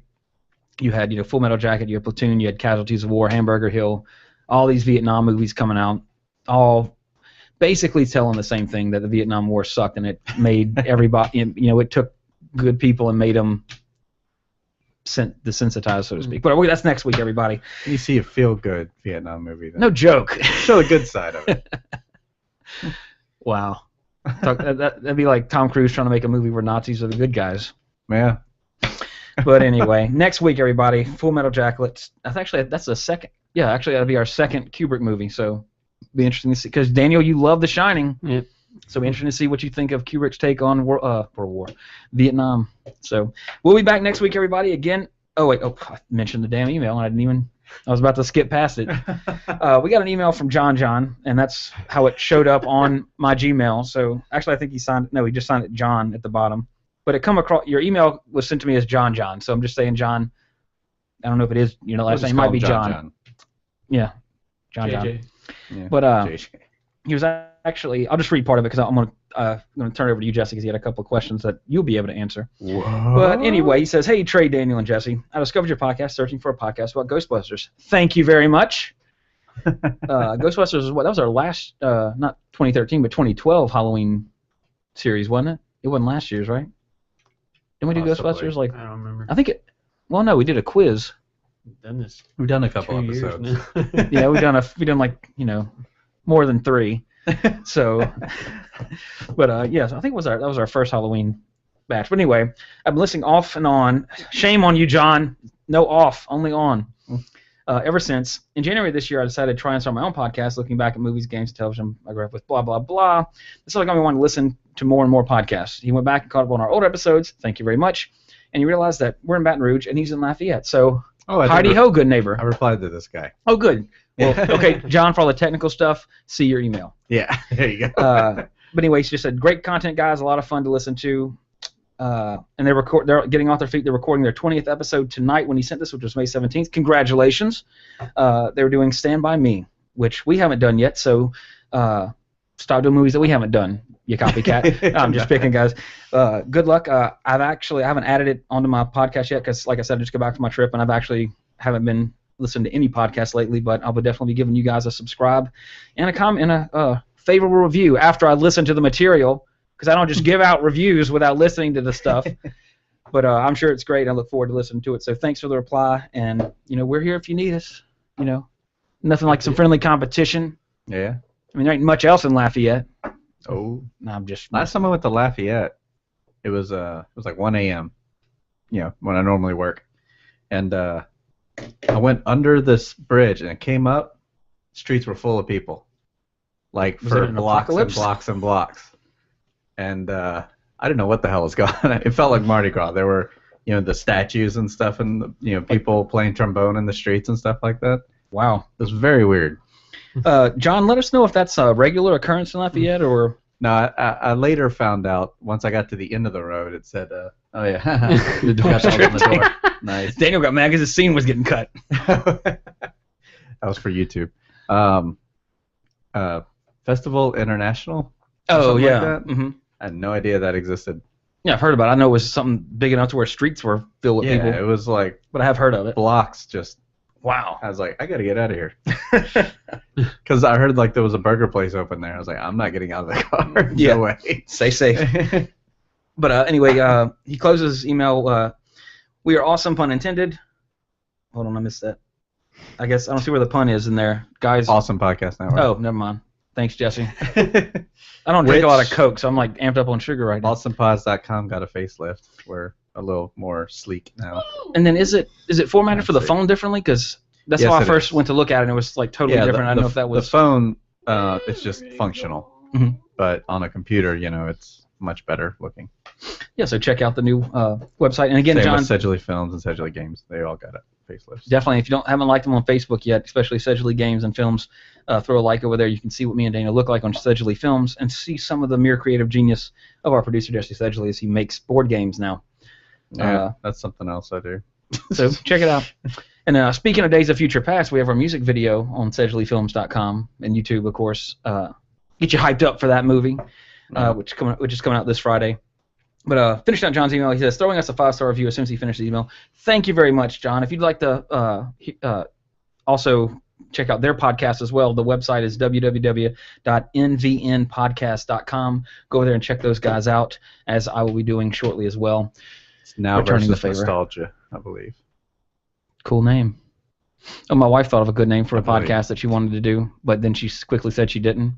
She wanted to call it, remember how we talked about 3 Ps in a podcast? Uh-huh. Or I think that was one of Tim's suggestions or something. We talked about a good name that was. She said 3 Bs in a podcast. 3 bitches. Oh, And she was going to get Melissa, her, and Crystal. And I said, oh, that's good. You should do that. You should do that. That'd be, talk about whatever you Just Bs want to bitch. talk about. And she's like, oh, no, we're just saying. I'm like, whatever. So if you want Autumn and Melissa and our other friend Crystal to do a podcast called 3 Bs in a Podcast where a bunch of women bitch at things, Yeah. by all means, send an email to 80srevisited@gmail.com. But also, don't forget, guys, we're closing out this episode. we're winding down the 80s here year by year. Got 87 coming up next. After we finish that, we're going to have a month-long block of requests before we fill out a few more movies that we've been needing to do before we hit our epic 100th episode, which will be and solve once and for all one of the greatest questions of mankind, which I will not reveal yet because it's too soon. Wait. So your cat keeps opening the door and moving the camera for our YouTube listeners, watchers, and such. So again, thanks for listening, everybody. We appreciate it. 80srevisit@gmail.com, awesomepods.com. Check it out. And I would tell you to go to Amazon, awesomepods.com, click on the Amazon link before you buy Deadly Prey. But again, you can't buy it. You can only watch it on YouTube. But if you are buying anything else, Go buy Deadliest Prey. is it? I know it's on. Is it on Amazon? It's on their website. Yeah. Google it. Definitely. The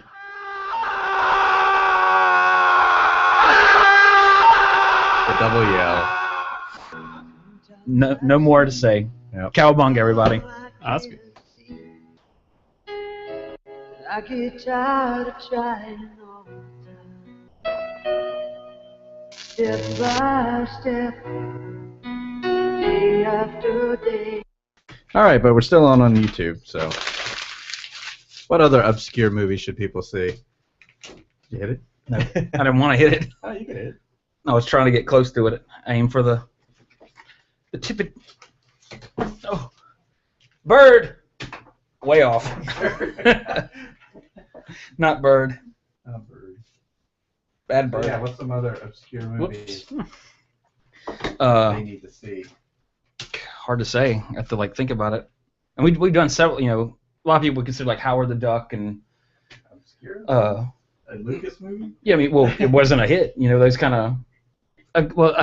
They're let me rephrase that. Maybe not obscure, but more so popularized by video, which now is, of course, a dying thing, or is a dead thing, to be honest.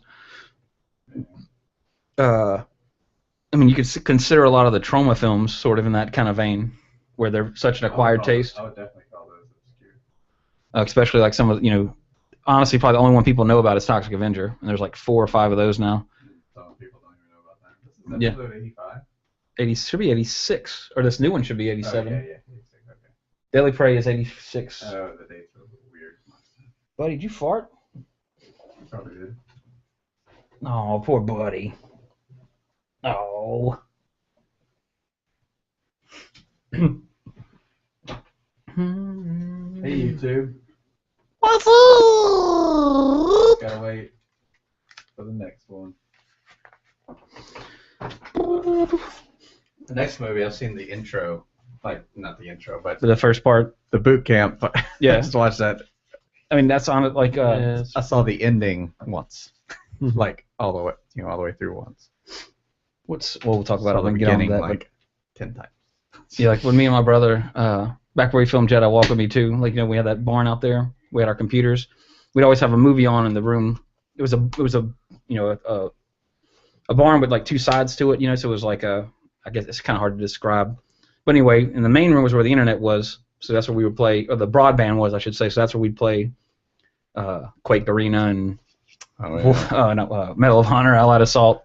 You play Counter-Strike? Didn't you play? Oh yeah. And then, but anyway, and the room next door was open. Counter-Strike. That's where we had a TV and kind of our VHSs and all that. So it was our quote unquote game room.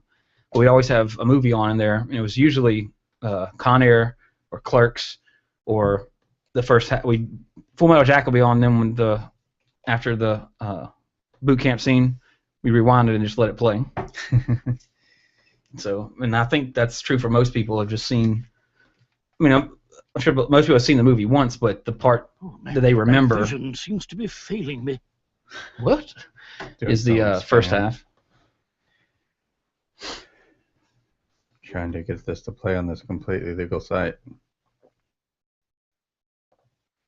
It's not working. None of these links lead to the movie. Okay. Well, lesson learned.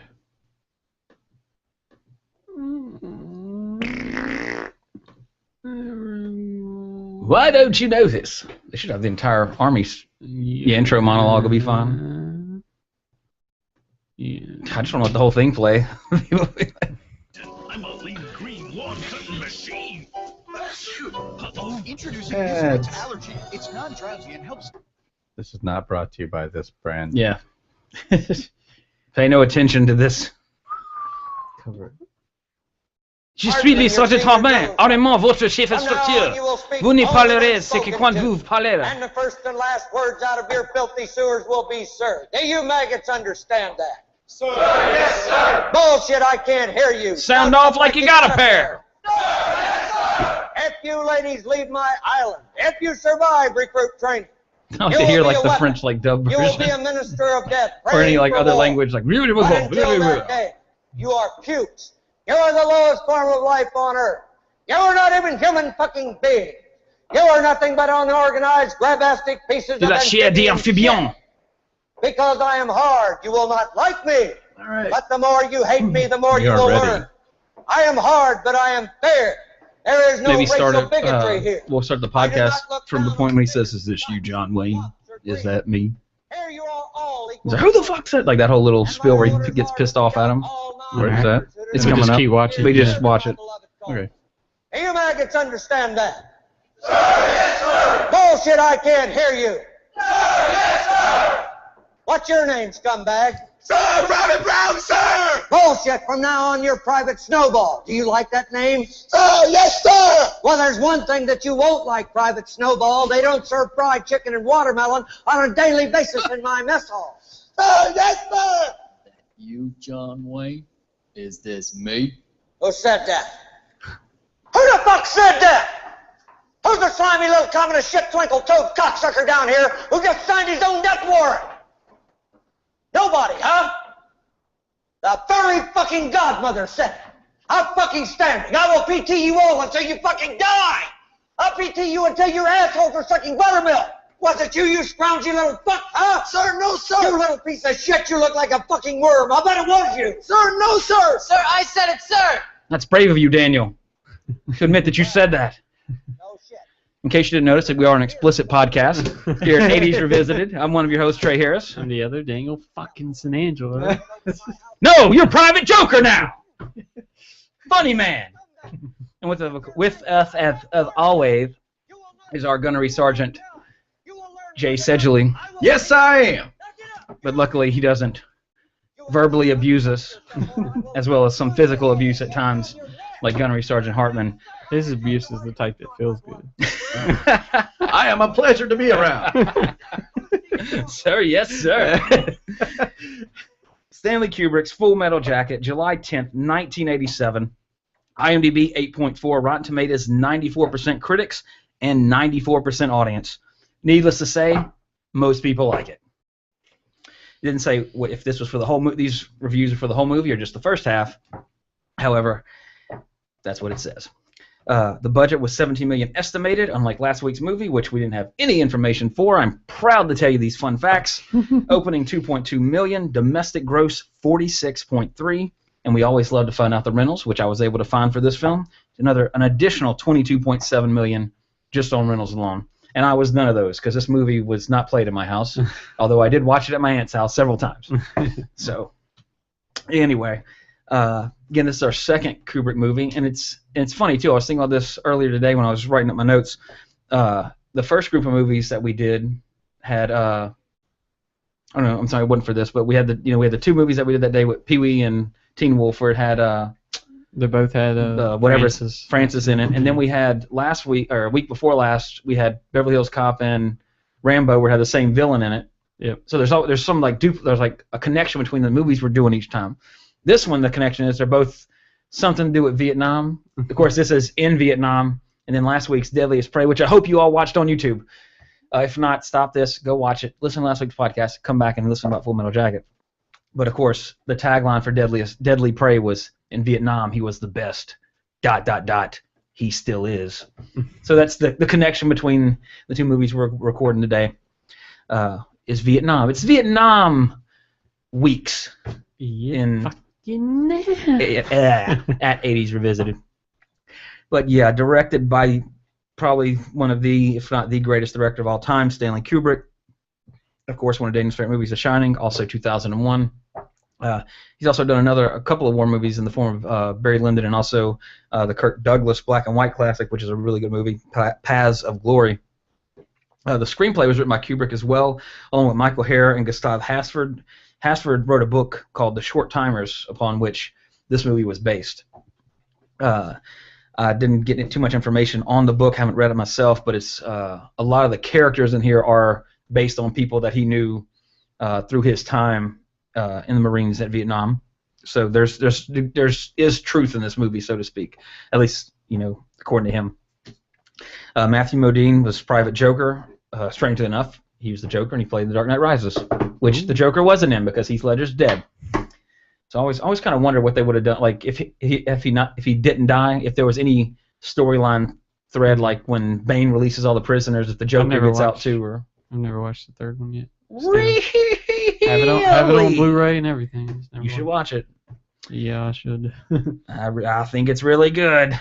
Yeah. And of course, you gotta get all the Bane references. Yeah. You should watch the movie, Daniel. Anyway, but also Modine was in Gross Anatomy. Adam Bowen, of course, was Animal Mother. This is the only thing I've ever knew him for until the great little TV show called Firefly came out, and he was Jane in Firefly. I knew him from Independence Day. Oh yeah, that too. I'm sorry. Yeah. He was that Navy officer, whatever. Is that glass bulletproof? No, sir. Forgot his name. I'm pretty good at Independence Day, but that's true. Trivia, but I forgot his name. I did have it written down. I just had my mic in the way. I can't read my notes here. I put ID4 because that was the teaser poster I had in my room when Sam Goody at the mall sold. Maybe it was Sergeant Mitchell. It might have been. I want to look that shit up. As soon as our producer gets back, we can. Or Major Mitchell. You got a fancy new iPhone now. You can look it up. I think his name was Major Mitchell. Major Mitchell. Keep talking. I'll look it up. I have no problem continuing to talk. But of course, again, Adam Baldwin was Jane. Firefly reprised that role in Serenity. I saw him 3 years ago at the New Orleans Comic Con. Didn't go talk to him because I read a story online since then that like pretty much if you go up and approach him, even just to say, hey, I like what you do, and you don't even want an autograph or you just want to tell him thank you, he's kind of a dick to you. So we'll see. That's gay. Maybe that's just what one person said when I was on vacation in Tennessee, which is funny because me and Jesse were talking about that earlier today. For some reason, we just looked up like meanest celebrity, like what celebrities are actually dicks in person. And there was a whole Reddit thread of like people that met different celebrities and their encounter with them. Quick aside, of course, but they said Adam Baldwin was kind of a dick. They just wanted to like tell him thank you and didn't want anything from him. They just wanted to let him know that they were appreciative. Some people on the set of The Office said Jim and Pam. I forget their names. Jenna Fisher and John Krasinski are in person. They're actually kind of dicks. We all know Jennifer Lopez is. Julia Roberts. A couple of people had like some good things to say about some people. Like one dude said that he met Bono somewhere, and like the dude didn't get to ask a single more than a couple of questions to Bono. Major Mitchell, Daniel got it right. Independence Day trivia champion. Yeah. But he said Bono was more interested in talking to him about his life than he. I often heard Depp is nice. Mm-hmm. When you get into a conversation with him. And there was not a shocking one, but Zach Braff is a real dick, according to the Reddit thread. I heard about that one. And then for some reason, David Boreanaz or whatever, I don't know how you pronounce his last name. He's on Bones. He was Angel and Buffy. But apparently, like if you're an extra on set with him and you look him in the eyes, he'll have you removed. That's the degree of dickishness that some of these people have. I heard that Cameron Diaz was hard to deal with, but doesn't surprise me. Yeah. Number 5 on this list is Eddie Murphy, and the story is, once met Eddie Murphy, I told him I like Shrek. He replied with, "I like that boulder. That is a nice boulder." Is that a really dick thing to say though? That would be awesome if he said that. Exactly. To me. That's what I was thinking. That's one of my favorite lines he says on Shrek. So I don't even know what that reference. I haven't seen it. So yeah, I don't even. You haven't seen Shrek? No. I might have seen the first one once. I can't quote anything. Oh, I can quote one line from it. You're a monster. Yeah. And that's it. Oh, wow. Not a Shrek fan. From the first one. Yeah. I believe you guys. That's cool. Yeah. See, all the other ones say like stories that are where he's kind of they're pricks, but that one is. But look for the Reddit thread, like if you're interested in like stories like that, because we sat there for like 2 hours, like just reading the stories. Like apparently Tom Petty's kind of a dick. There were some it was sad to read, like, oh man, no, this person. Well, anybody can be an asshole anytime. You know what I'm saying? Like not everybody can be like. Man, have a good day. Like the face of the assholes. Yeah, I've heard her and like Julia Roberts are like two of the worst like people ever to work. Like people won't even work with them and like refuse to. Except for American Idol people. Well, they probably gave her enough money and all that. Yeah. Oh, there's like this might be it. Like Yeah, this is based on according to Reddit. Okay, yeah. This. Yep. So look that up if you want to hear that. But anyway, Easily. Oh, there you go. Yeah, actually, that is it because I remember that stupid picture of him where it talks about how he has his assistant bring his coffee and leave it outside his trailer, and then he opens the door when nobody's looking to grab it. Just a weird fucking dude. Anyway, we're talking about Full Metal Jacket. Vincent D'Onofrio was Gomer Pyle, probably the second most. I didn't known even character. know that was him. Well, he gained like 70 pounds for this role. I looked it up afterward. And I was like, oh shit. But of course, he was in The Cell, Men in Black, Ed Wood, and then honestly the most important character in the film, R. Lee Ermey as Gunnery Sergeant Hartman. I think it's a great movie, but and it's a Kubrick movie, so I mean it's a fantastic film. It's told very well, but he steals every scene he's in. Yep. And he's pretty much an asshole, but he's so awesome. And then when what you're gonna say later on, you get to know the behind the scenes stuff about that. And honestly, after like knowing that, like it's even better. He's such like a good dude. In fact, my brother works at Infinity Ward, and he got to meet him not too long ago because he was doing some they did a voice pack, which I think is stupid. You know, here, buy this voice pack. You know, any microtransaction on any game to me is just Matt met him too. That's ridiculous. At a car show. That's still awesome. Like he's like one of the people I'd love to meet. Like he's just a good actor, R. Lee Ermey. Said he was really nice too. But he was also in The Salton Sea with Val Kilmer, which is a great movie. He's in Seven, of course. He was in Toy Story as Army Men, and of course the TV show Mail Call, which only watched the intro of the show because that's where he is. And he had another show where he talked about army weapons or something, I think, briefly. Don't you know how to mute that phone? Actually, mine's not muted either, so I'm going to mute it. Oh, man. Just in case.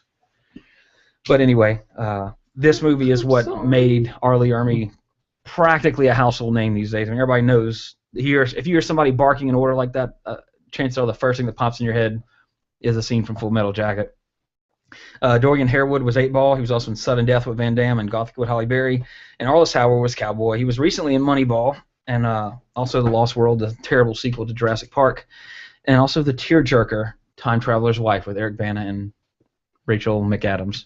If you haven't seen it, it's a good movie, but keep a Kleenex handy. Too many T's. Time Traveler, Time Traveler, and stuff. But anyway, so Daniel, have you ever seen this movie before until recently? Have you ever heard about it? Nope. I mean, I've heard about it. The thing I knew about it was we used to have some sound clips of him just yelling. You never knew what it was on from. our computer. Yeah. Mm-hmm. So now you've seen what it's from. You've seen your second Stanley Kubrick movie. Yes. What did you think of Full Metal Jacket? Loved it. I thought so. Nice. 2 for 2. Again, the first part I could watch it right now and have no problem. Yeah. That first half of the movie is 9 probably I know I'm giving the scores out too early, but yeah, it's fine. Don't matter. It's fantastic, and it's not bad. The second half isn't bad at all.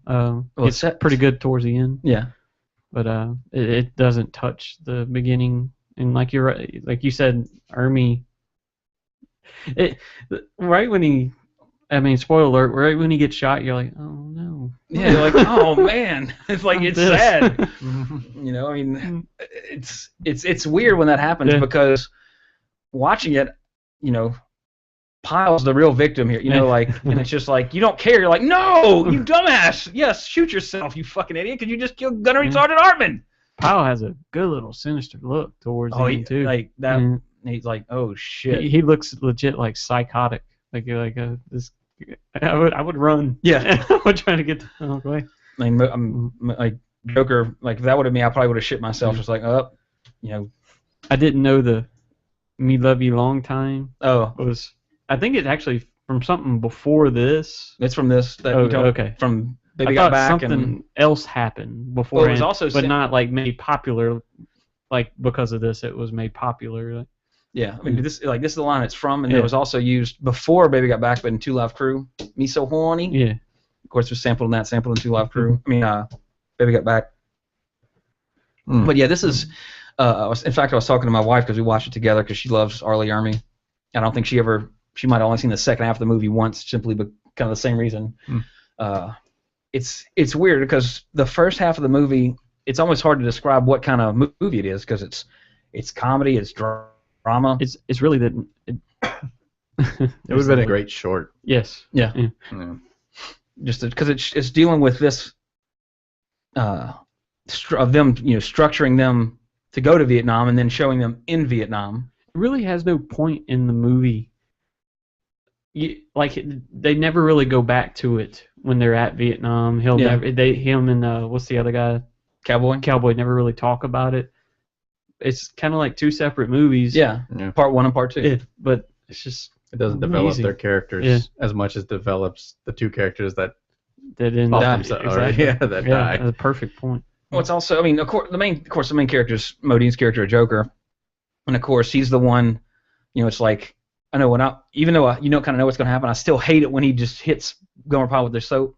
Yeah. And of course that's what this is from. If you ever seen any scenes where they have, I think The Simpsons did that once with something similar, or I think maybe South Park did. But that's what that's from and everything. He just beats the shit out. Like he doesn't hit him once; he hits him like 4 or 5 times. How did he not get a supporting nod? He didn't get a Oscar or Golden Globe. Did they have Golden Globe back then? Maybe not. Well, I don't know. Golden Globes. Yeah, in the 80s they should have. Yeah, maybe. How did he not? Maybe you should have a 80s Revisited Awards for episode. Hey, the 100th episode special's coming up. Yeah, who knows what surprises are going to be in that jam-packed episode?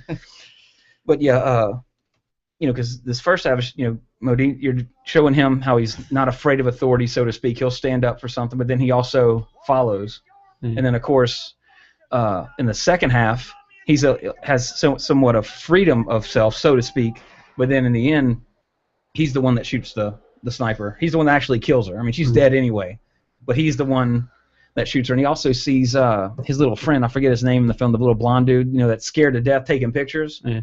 But then once he kills the chick, he's like all of a sudden like he's gone. He's gone. He's gone from what Joker was trying to keep for himself to like Animal Mother and I forget the blonde guy's name. He's like, hey, this is my friend.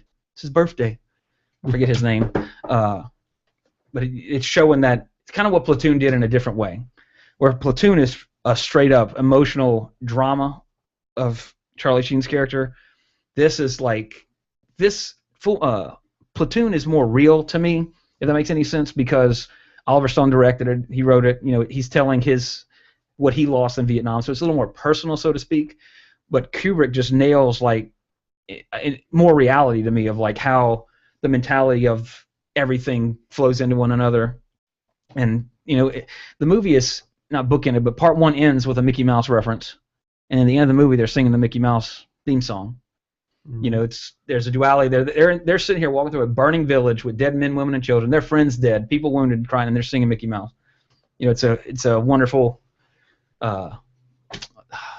What's the stupid word I'm looking for? I was trying to use a big word and sound intelligent, but now I just sound stupid because I forgot the damn word. Duology was to make up a word. There's a better word for it, but it escapes me at the moment. But yeah. Contrast? Yeah, there you go. That's a good one. I like that. Good contrast. But and we all know, of course, from The Shining, that Kubrick likes to do a lot of takes. So just imagine. In fact, D'Onofrio even was stated how that over the course of filming this movie, Matthew Modine got married, impregnated his wife, celebrated the birth of his child, and had that child's first birthday while still working on this movie. Jeez. So, here we go. Academy Awards nominated. Well, Best Writing, Screenplay, okay. Yeah, Golden he did Globes. get a nom for Golden Globe. Good. Something at least. Mm-hmm. Definitely deserved it. And let's see, he won Boston Society of Film Critics. Okay, so the 80's Revisited 1987 Best Actor Award goes to R. Lee Ermey. Yeah, great guy. As we'll get to in the trivia. But Jesse, I'm sure you've seen Full Metal Jacket. What do you think? Oh, it's great. Great movie. To me, it. In fact, every time I watch it, I think of this. I think this, and it just rings true to me. Full Metal Jacket is the movie that Spielberg wanted Saving Private Ryan to be. Yeah, probably. But it's not. You know what I'm saying? I mean, I'm not saying it's not a bad movie. I mean, I'm not saying saying Private Ryan's a bad movie, but Spielberg is a Kubrick whore. Like, I mean, that's his favorite director. I don't know if someone like Tom Hanks could do that. What? Do something. Oh, that's great. oh, And yeah. also, the script wasn't there. Yeah. The script wasn't there to be like a Full Metal Jacket. True. I mean, very true. And, you know, World War II it's a different story. I mean, there's some great, phenomenal stories in World War II. Don't get me wrong. You know, it's the greatest generation, et cetera, et cetera. A lot of respect for all those. But Vietnam is like the most polarizing conflict in American history. Mm-hmm. In fact, you know, like you were saying, was it this episode or last episode? I mean, earlier this episode or last episode, we're talking. Excuse me, talking about So a Double Down does. Indigestion. That's right. You know, a happy Vietnam movie. Right. There's not one. There's literally not a happy Vietnam movie. I mean, we talked about this months ago, but we mentioned Tropic Thunder. Yeah. As the closest thing. Yeah, that's the closest thing you have, and it's It's not really. Yeah. Exactly, because there's not much good in Vietnam. You know, politics aside, you know, like we talked about a couple weeks ago, Rambo 2 was like sort of, you know, Stallone, the politics kind of guy, like, oh yeah, we're winning Vietnam, we're going back and getting our boy. You know, it's trying to make it's trying to make a different statement about it. You know, I mean, history. You know, looking back through history, Vietnam was completely unnecessary. If you look at it on the grand scale of things, because it still fell to the communists, and nothing happened to Japan after that. We just lost a lot of people, and a lot of people died, and horrible things were done in the name of, you know, quote unquote just war, and that's about as political as I'll get on it. Blah blah blah. So don't compare it to Afghanistan, because it's nothing like that. If you want to really look at the history, but that's enough of that. Like I said. So anyway, it's a good movie though. But directing wise, Kubrick again. I think The Shining notwithstanding, this is his visual masterwork to me. 2001's phenomenal, but it's so much more interpretive, so to speak, where this is just visually amazing.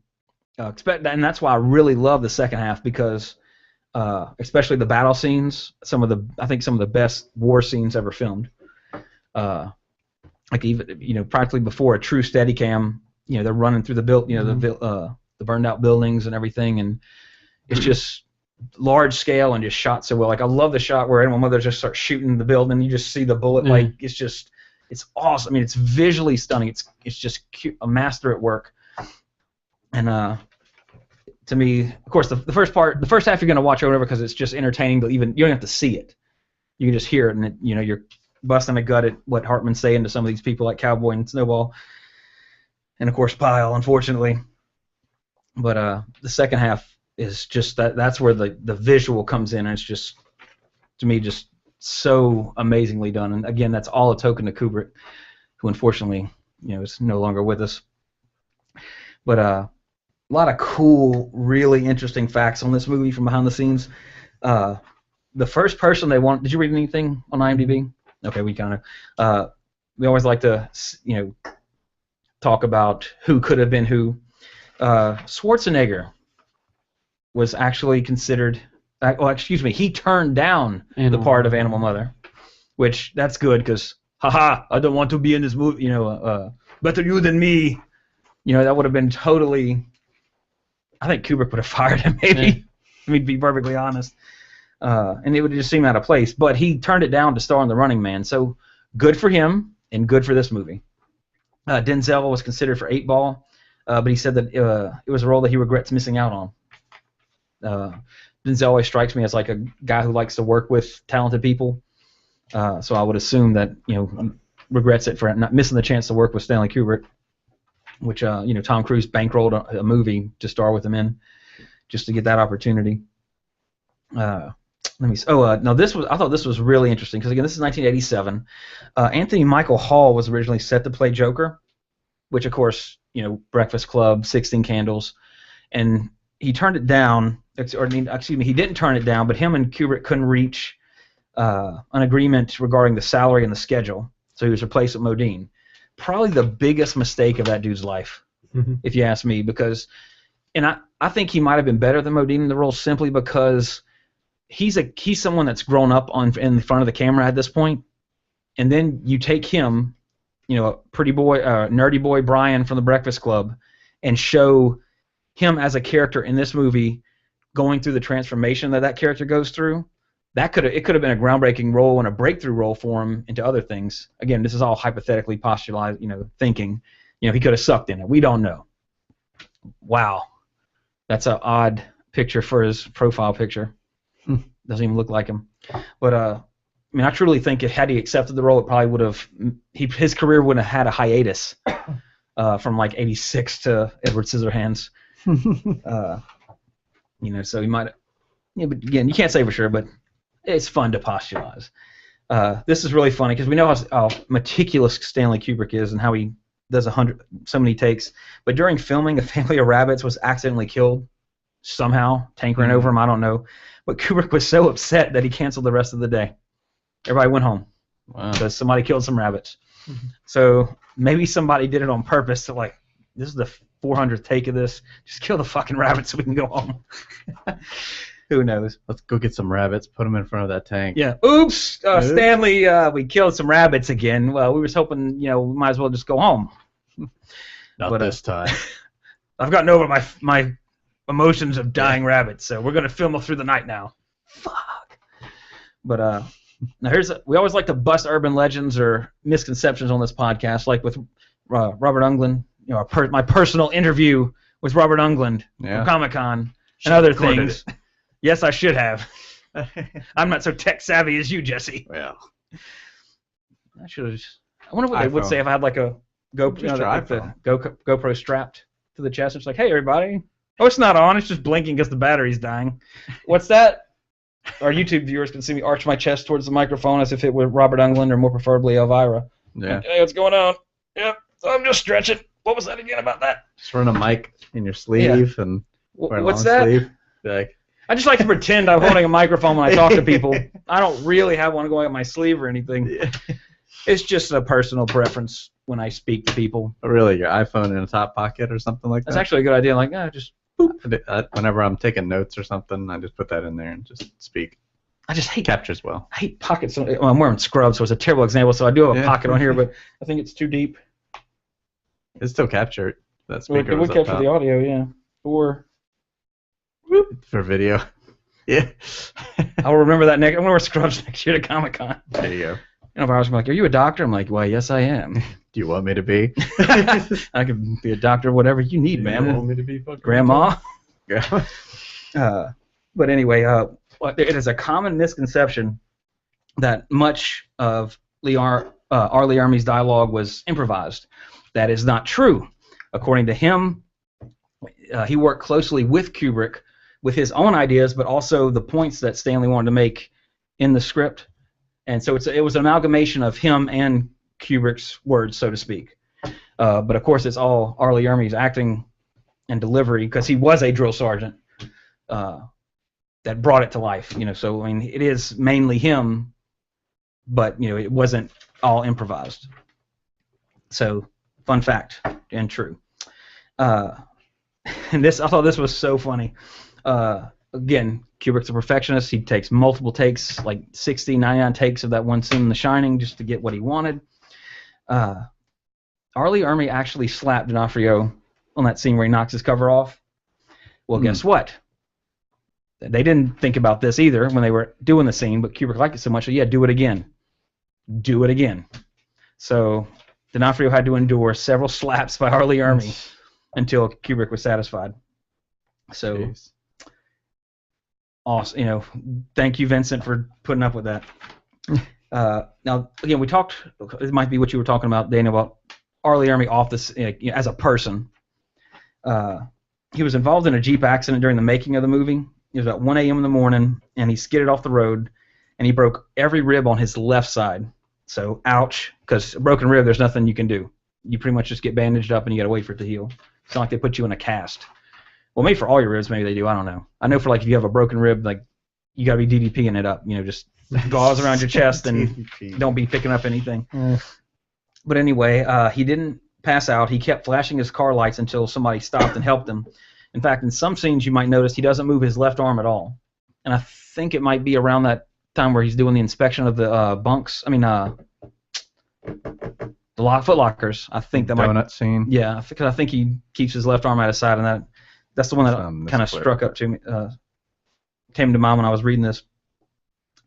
But anyway, Kubrick said that in an interview that it took 4.5 months before Ermey could return to work, in which production simply had to be suspended until he returned because all the scenes left to shoot involved him.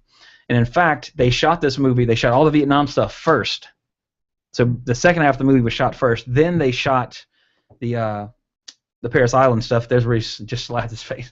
But and the last scene filmed was a graduation scene. So it was almost shot in reverse, so to speak. Not actually reverse, just transposed, I guess would be a better way to describe it. Should be noted too that Joker's shirt, the back of his shirt in training camp is J.T. Davis. It's a deliberate reference to Specialist James T. Davis, who was the official first casualty of the Vietnam War. So very poignant to put that on there. Like I mentioned, it was shot first. Well, you talked about the sample and Baby Got Back. So that's it for the trivia. There actually is a ton more on IMDb. There's a lot of cool stuff. Of course, I like to pick out the highlights and the most interesting stuff, but this one had like maybe 100 entries or something. Yeah. So there's a lot of some of it's cool, some of it's just that's interesting, and some of it's very contradictory to what some of the other stuff says. So because again, it's IMDb and everything, so you got to take some of it with a grain of salt. When they said Beverly Hills Cop 2 was the first movie to open in 2,000 theaters, and then next week Rambo 2 said that was the first movie to open up in 2,000 theaters. So anyway, score-wise, Daniel, what would you, as a whole, what would you give Full Metal Jacket? I'd probably give it around an 8. Now, if you just the first part, A 9. second part, 7, 7. and averages out to an 8, I would give it a 9. This is one of those that's I'd watch this thoroughly movie if it enjoyable came on TV. and it's and honestly, it's not.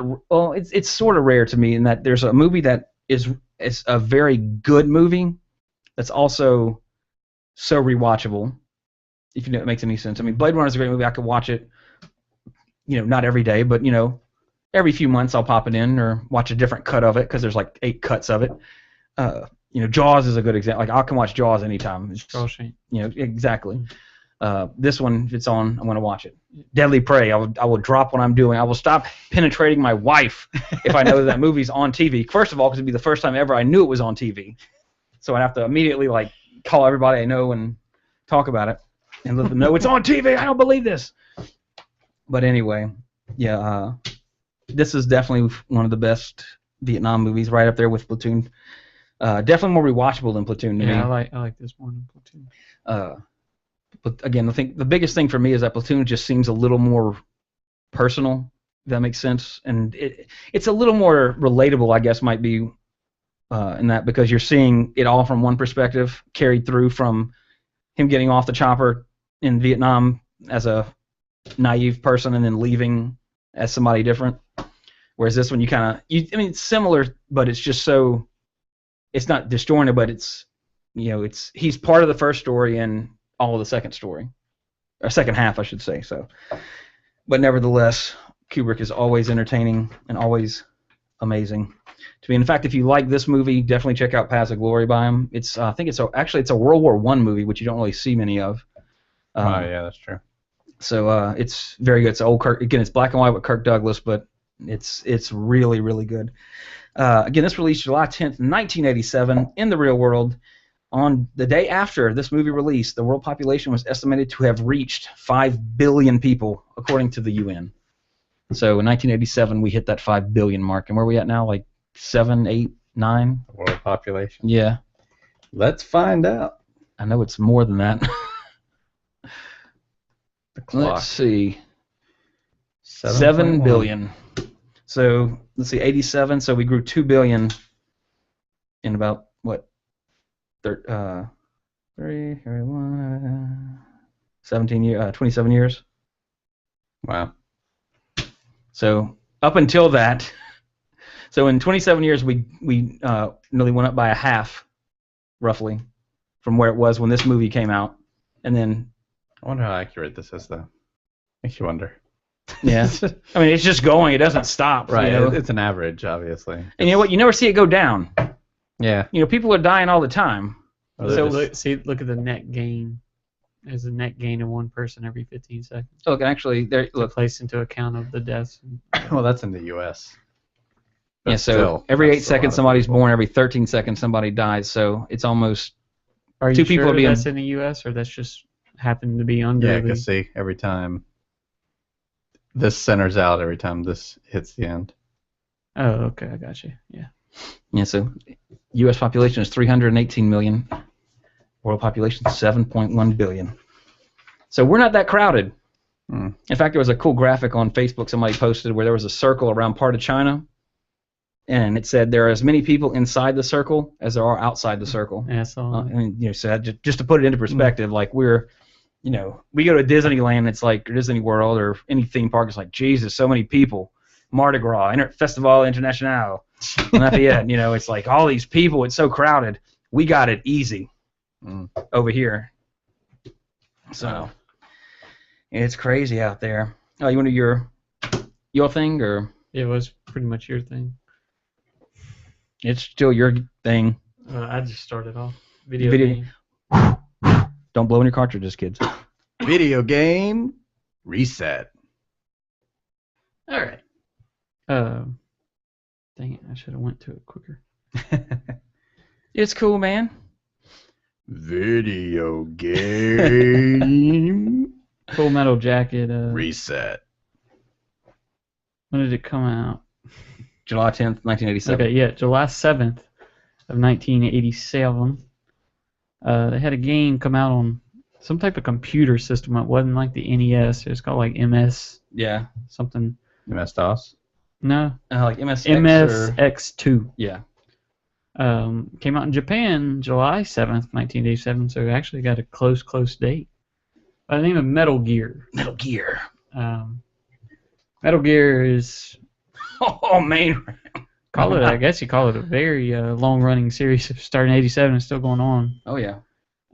Trey, this is one of Trey's favorite game series of all time. Most definitely. Is it all time? Like, is it your favorite? Because as you were saying that, like, honestly, probably so. I'd probably say Metal Gear, Mass Effect, maybe Street Fighter, Tell Final me, Fantasy. Did you play this one? No. No. favorite Metal Gear and why? God, 3 is probably Metal Gear Solid 3 is probably the best one overall. Which one? I watched you play one. It had to be that one or 4. Yeah. It was one of those. 4 was probably the most.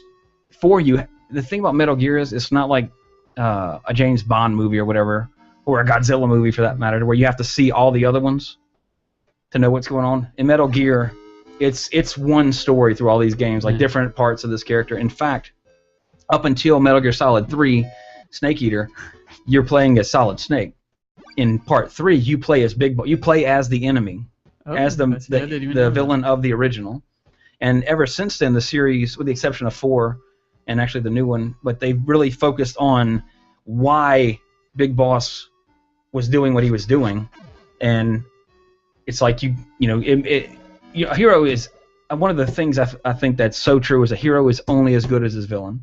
Mm-hmm. All the great villains and all the great heroes, they say behind every good man is a strong woman. Yeah, but behind every hero is a badass villain. Every good hero is a badass villain. And for the video game series, I want to say it's probably one of the first to have that aspect where you're playing as the villain on his story and you're seeing what molded him to do what he does. And all of a sudden he's not so much of a bad guy anymore, which is a brilliant way to handle something in terms of perspective. It reminds me of that movie Hard Candy.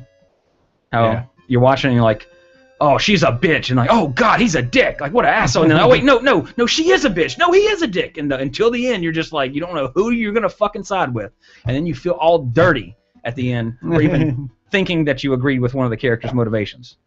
Remember that time you came home? In fact, I told this story earlier this week to Jason and Marcia and Autumn while we were eating at Mason's about how I think it was you and Andrea came back, and you're like, dude, what's wrong? Are you sick? I'm like, no, I just watched a movie, bro. You remember that? I do. Anyway, it did happen. Like I just watched Hard Candy. And it's probably the most disturbing movie I've ever seen. Damn. To be perfectly honest with you, because like I literally sat there like, oh man, I feel weird. And it's not even like gory. Like it's not like it's just the subject matter was just so. Ugh. Anyway, talking about Metal Gear, but yeah, Metal Gear Solid 4 was probably like that one gave me like the most chills. You know what I'm saying? But again, it was because certain people from earlier in the series are dying, or they're throwing back to this. I mean, I don't think y'all will ever play it because I mean, again, it's a huge series. Nope. But of course, when Metal Gear Solid came out for PlayStation 1, you fought Metal Gear Rex. Metal Gear's like a mech. I played Metal Gear Solid. Yeah. That's about the only one though. I mean, that's still one of the best. I mean, that's the one that brought the series back. And then in Metal Gear Solid 2, you fought Metal Gear Ray, which was like they're both bipedal, but Rex was sort of like a bulky, kind of a traditional mech, and then Ray was more like a sleek, aquatic one. But then in 4, Ocelot's like in, I think, Ray, like trying to kill you or something, but then you find Metal Gear Rex, and then you basically fight him in a Metal Gear versus Metal Gear. Mm-hmm. But like when you're watching that scene happen, it's just like you come out. I mean, it's epic. It's one of those huge moments. Like as a fan of the series, I was like grinning from ear to ear, and it's like in Final Fantasy X when when he jumps and you see Jack and Nora and everybody like there, and it's just it's a feel good moment. It's just awesome. But anyway, Metal Gear, honestly, probably in my opinion, the greatest game franchise. My favorite video game franchise by far. Not by a good margin. I don't want to discount the other great game series out there. Yeah, there's a lot of them. I mean, that's the thing. But Metal Gear was because funny thing too. Metal Gear Solid came out the same year Ocarina of Time did, and of course, I didn't play Ocarina of Time until about a year later when I got an N64 because I was spending all my money on PlayStation games at that time. So it was I need to play it till later, but the big thing that year was what's going to win Game of the Year. Was it going to be Ocarina of Time or Metal Gear Solid? And Metal Gear Solid came in second. Like in most, I honestly, outside of Japan, well, I don't even know in Japan maybe, but it really got overshadowed, I think, critically by Ocarina of Time. But I mean, it's Zelda. I mean, it's and arguably the best Zelda outside of the original. But that was a big thing. So I was like, oh, Ocarina of Time's so awesome. Like, but then like Jason was the only other person I knew that played Metal Gear, and we're just like, oh my god, when that fight was so epic. Blah blah blah blah blah. It made us better friends because nobody was playing Metal Gear but us. Everybody was playing Ocarina of Time. That's right. But yeah, both great games, but Metal Gear Solid better. Oh. And unique. I mean, send your emails, 80s Revisit at gmail. Yeah, tell me why. Tell me why Ocarina of Time was so innovative when Metal Gear Solid, Psycho Mantis read your memory card and told you things about yourself. What year was that again? 97, 98? Maybe not. Shit, I don't know. It was late 90s. Yeah, we'll figure it out. I'm curious now because it was the same year. Because 7 was 87, 8 was 99, because the release date was 9999 for Final Fantasy 8. I guess I got that. Excuse me. Yeah, you died. Yeah. Oh, here we go. United States. Oh, that'd be. I mean, there's so many titles I gotta. Yeah, let's see. It's not Metal Gear 2, obviously. Metal Gear. First of all, PlayStation 98. Wait, hold on. Why don't you just look up Metal Gear Solid? I did. Yeah, it's 98. Oh, okay. 1998. In video gaming. I had them both. You also had like a arcade machine of Donkey Kong. So we had Resident Evil 2 that year. Another great StarCraft that year. Oh, the first Unreal. Banjo-Kazooie. I was about to say, Banjo-Kazooie is underrated. Rainbow Six. Grim Fandango, which is Banjo-Kazooie is fantastic. Half-Life. Suikoden 2. Yeah, but I mean, that was PC only at that point, so I mean, Baldur's Gate. Suikoden 2 is a fantastic game. StarCraft Brood War in the same year? Mm-hmm. Holy crap. That's a good year. N64. That's a good year. Oh, wow. Yeah. Because I was going to say, there was some time in between, remember that? Age of Empires, Rise of Rome. That's a huge bit. Oh, Tribes, fucking A. Tom Clancy stuff. Baldur's Gate, that's what that was really an amazing year. Rogue Squadron, Blood Omen 2. Wait, no, that's Blood 2. I played the shit out of Mario Party, the first one. No, the original South Park game sucked. Yeah, so bad. Man, it was a good year. Game? Contrary to the original, I mean the latest South Park game, that's which the is game I was talking about. Really fantastic good. Game. Yeah. So that's my Best favorite that year, RPG huh? series right there. Still Metal Gear Solid. Okay. I'd say Resident Evil 2 would be second. Thief. No, started it. Half-Life was great, but it just didn't blow me away like it blew away so many other people. I mean, it was a great Blew me story. away. Blew me away. I still play. I think I'll go through Half-Life today. And I'll just go through the whole game. Xenogears was a good game. Yes, it was. Panzer Dragoon Saga I wanted to play, but I never had Never had a Saturn. And the Dreamcast was launched that year. Damn, that was a good year. Really was. Good deal. First Anyway, one was 6 too. Great. Whoa. Video game reset. And this week's Back to the Future. Of course, last week we talked about some current films at the theater. This week I just want to recommend. I love a good documentary, and they're really kind of hard to find. Really, not necessarily unique, but really meaningful, good ones that inspire you in a way. Let me put it that way. Sure. But at Christmas of last year, my brother told me, dude, you need to watch this documentary called Searching for Sugar Man. And it is relevant, actually, because the director was found dead last week or something like that. Yeah. I didn't read why. But anyway, so when he told me that, I immediately downloaded some of the music from Rodriguez, who the movie's about. And I love the music. Music's phenomenal. Finally got around to actually watching the documentary last week. And it's one of the most incredible stories I've ever heard in my life. Without spoiling anything about the story, it's a documentary. It's true. They show you everything about it and about him and about his music, and it's one of those stories. Like it was shocking to me that this happened in this day and age. This story, but again, I don't want to spoil anything about it. But basically, it's about a musician who was a nobody everywhere in the world except South Africa. So, but when you watch the documentary, you'll see why. They explain how his music spoke to him during apartheid and everything in that country. And like I said, the director was found dead in Sweden last week, I believe. I'm not sure if it was natural causes or an overdose or what. But technically 2-3 weeks ago. Whatever. Oh yeah, I guess. We recorded. This is releasing later.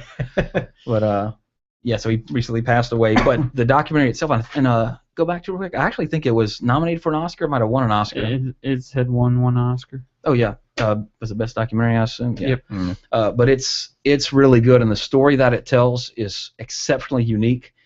And Rodriguez's music is actually really good. In fact, I was listening to his first album today. So go up. I would highly recommend it. It's on Amazon Instant Video. Is that what that means? Yeah. Okay, good. Yeah, so you can watch it on that, or of course you can go to awesomepods.com, click on the Amazon link, and buy it, or buy your Prime membership to watch it on Amazon Instant Video. We already did that. That's true. Yeah, but that's we like to recommend some good movies all the time and give our take on some current movies, but this is something a little more serious, but a little more little different. It's very good. There's a song called what's the name of it? There's I Wonder, which is a good one. Here we go. I Wonder. It shocks me that this song wasn't in a movie. It sounds like something you might have heard before. But Rodriguez in South Africa was bigger than Elvis and bigger than the Beatles and bigger than the Rolling Stones in that country. But everywhere else, nobody ever heard of him. And he's from America. They say why? Yeah, they pretty much explain. In fact, they deal with they don't answer one question in the movie, which they'll talk to a guy and he kind of dodges the question, and you'll kind of see what they don't want to talk about. They basically don't want to say where all the money went from all the sales. Yeah. They didn't go to him. Yeah. So, but it's truly I don't know why they haven't made a real a biopic about it. With Benicio del Toro or something. I don't know. Coming soon. Yeah. It's just an incredible story. And having listened to his music a decent bit to where I could say I'm a fan of it. It's really, to me, it's shocking that people don't know him. Because one of the quotes in the movie, do now. in the hopefully, and I encourage you to go download some of his music and check out the documentary. But one of the direct quotes from some of the producers in there, they expected they loved the music, they believed in his music, as opposed to today where you got Miley Cyrus and Justin Bieber and blah blah blah, Kesha, where it's just doesn't say anything. But they were saying how this guy was writing lyrics on par, better than Bob Dylan, better than all these other people, and they just assumed the sky was the limit for the guy, and then nothing happened over here. And they don't even know how a copy of the album got to South Africa. They kind of speculate that somebody brought it with them and left it, and it just spread like wild. Like over there, one guy said you'd go into a house and you'd see a copy of Abbey Road, you'd see a copy of I think he said a Bob Dylan album, and then the other one in every house was a copy of Cold Fact by Rodriguez, which was the main album. And he said that was everywhere you go, that's all people were listening to in that country because of the current political climate and kind of the meaning of the message of a lot of the music. So, and I know you're a music guy too, so I think you really appreciate it. And Daniel, you like good music too. So, and all you out there, I try to watch it. It's on. Give it it's like an hour and a half, but it's good. It's just like, it was shocking the story of it, but it's such a good story. And it makes me glad to know there are certain people out there like this guy. If that makes any sense, but you'll see it when you watch it. So, yeah. But that does it for this week. That we are leaving 87 behind. Next week we're headed to 1988. So I please hope you'll join us. He gets it. Yeah. I think everybody got that one. I hope so. I mean, I'm sure there are people born in the 90s that listen to this. Oh, I would like to think that we're educating some of you youngins on some of these great movies that you might have heard your older brother or your dad talk about. You may have seen something on Facebook recently, I'm sure. Yeah. People have made their own art about this.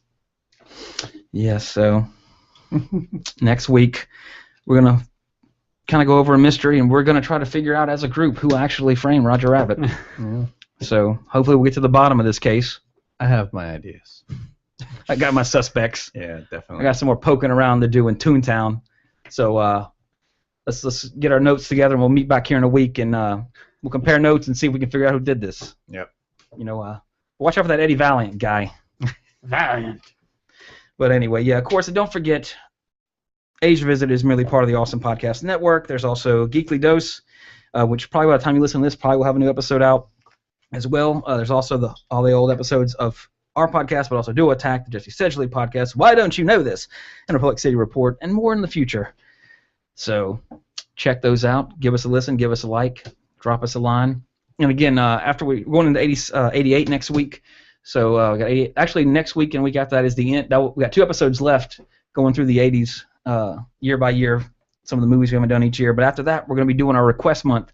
We got 2 spots filled. We got 2 left. So shoot us an email of a movie that we haven't done that you'd like us to do. So get your 2 spots, get them in, and we'll go from there. And again, this is all leading up to our 100th episode, which will blow your fucking minds. Believe me. There's a question that that's been debated on schoolyards, in college dorms, in the White House itself, and in the International Space Station, and we will answer that question on our 100th episode. I'm not overhyping it either. I mean, we've all You're thought underhyping it, if anything. Exactly. I can't even hype it enough to equal what it is. So tune in next week for Roger Rabbit, and until then, I remain Trey Harris. Daniel San Angelo. Yes, he said it. Cowabunga! Sir! She said, Sir Cowabunga, sir. Sir. Would have gone with the theme. Sir. All right. I wear the hard hat, and it has a thing right here that kind of plastic thing. No, but it has a rag basically over.